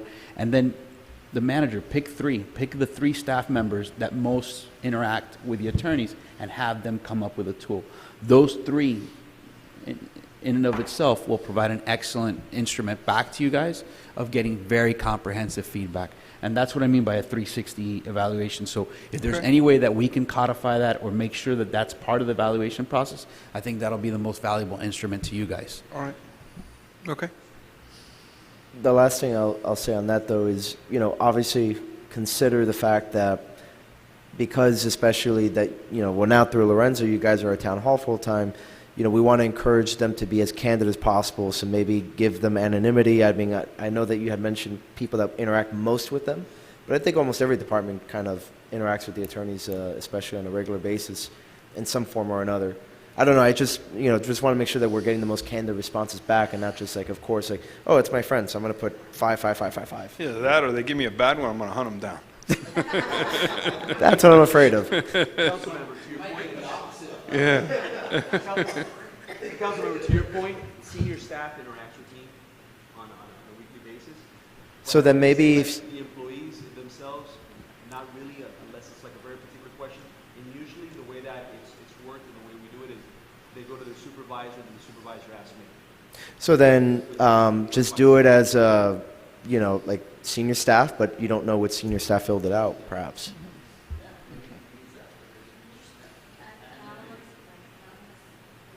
And I believe, maybe I'm wrong, but I believe that they probably need to be assessed as a team, because you guys are, I'm a one-headed monster, so is Gina. You guys are multi-pronged. Yeah, but your whole firm really More than stands that. behind, because More than that. yeah, your whole, No it's pressure, really Lorenzo. the whole firm. Your is firm's as a- contract the rides full on this. legal team. Yeah, no, my firm, it would be the firm. Yeah.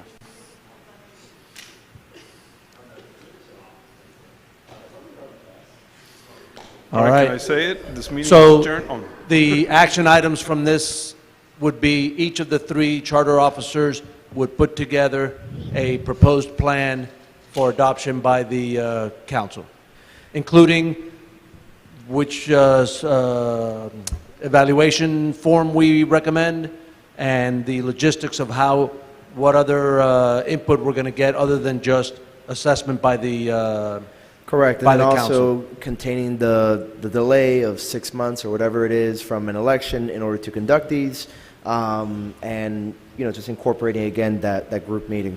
Okay, we'll And- handle that and we'll bring it back at a future council meeting. And just for, again, it's important to me, but and I just want to make sure that I'm not speaking on behalf of the group. Is everybody okay with a 360 type of evaluation where you get different Because I would say then that would look different for you, Manager Peterman, and it might look slightly different for the clerk. So just if define that, what that 360 would look like for each of the different positions.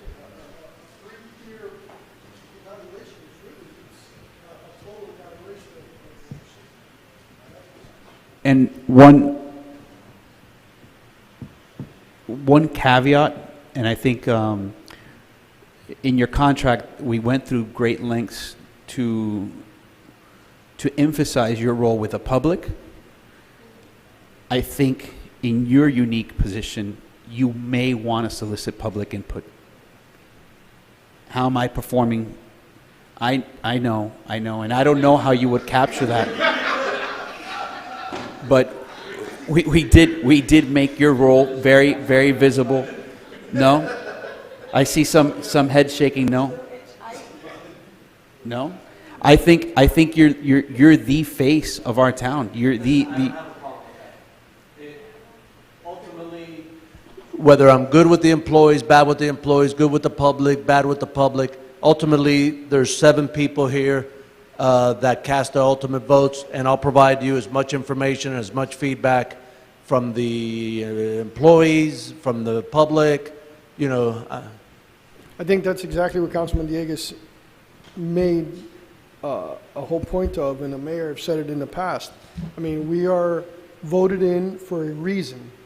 We are elected for a reason to represent the community, to represent our folks, and to justify our votes and our opinions. You know, once we make a decision, we have to justify it. It's not just go in there and make a decision and tell them, I mean, well, you shouldn't. Tell them to, What should happen? Tough luck. What should happen is the residents should provide the feedback to us, and we should use that in our evaluation of this person. Right. That's how It it shouldn't should be a direct evaluation. We shouldn't put the onus on a resident to make that determination. Give it to us. We'll analyze. We'll hear their side of the story. We'll determine whether, you know, they were acted correctly or incorrectly. I mean, And look, and it's not, and I just want to be clear for the record, I'm not casting aspersions on any person at all, but it's just an old axiom in politics that the people who tend to show up the most are the ones who are angry at that given time. So the people that are most happy because it's not considered an urgent priority for them just may not show up. So that's my concern. And I agree with Councilman Rodriguez wholeheartedly that what the proper way of doing it is that they come to us with their feedback and then we use that in making our decision. But I'm just concerned that, yes, that the issues that I raised about politics getting injected would occur if we just open it up to public feedback, notwithstanding that, and I commend you for it, that you're willing to open yourself up to that level of scrutiny. But again, I think we hear about it anyway on Facebook most of the time, you know, when people are not happy about something or they're happy about something. So, you know, with that, I'm going to shut up. We're done?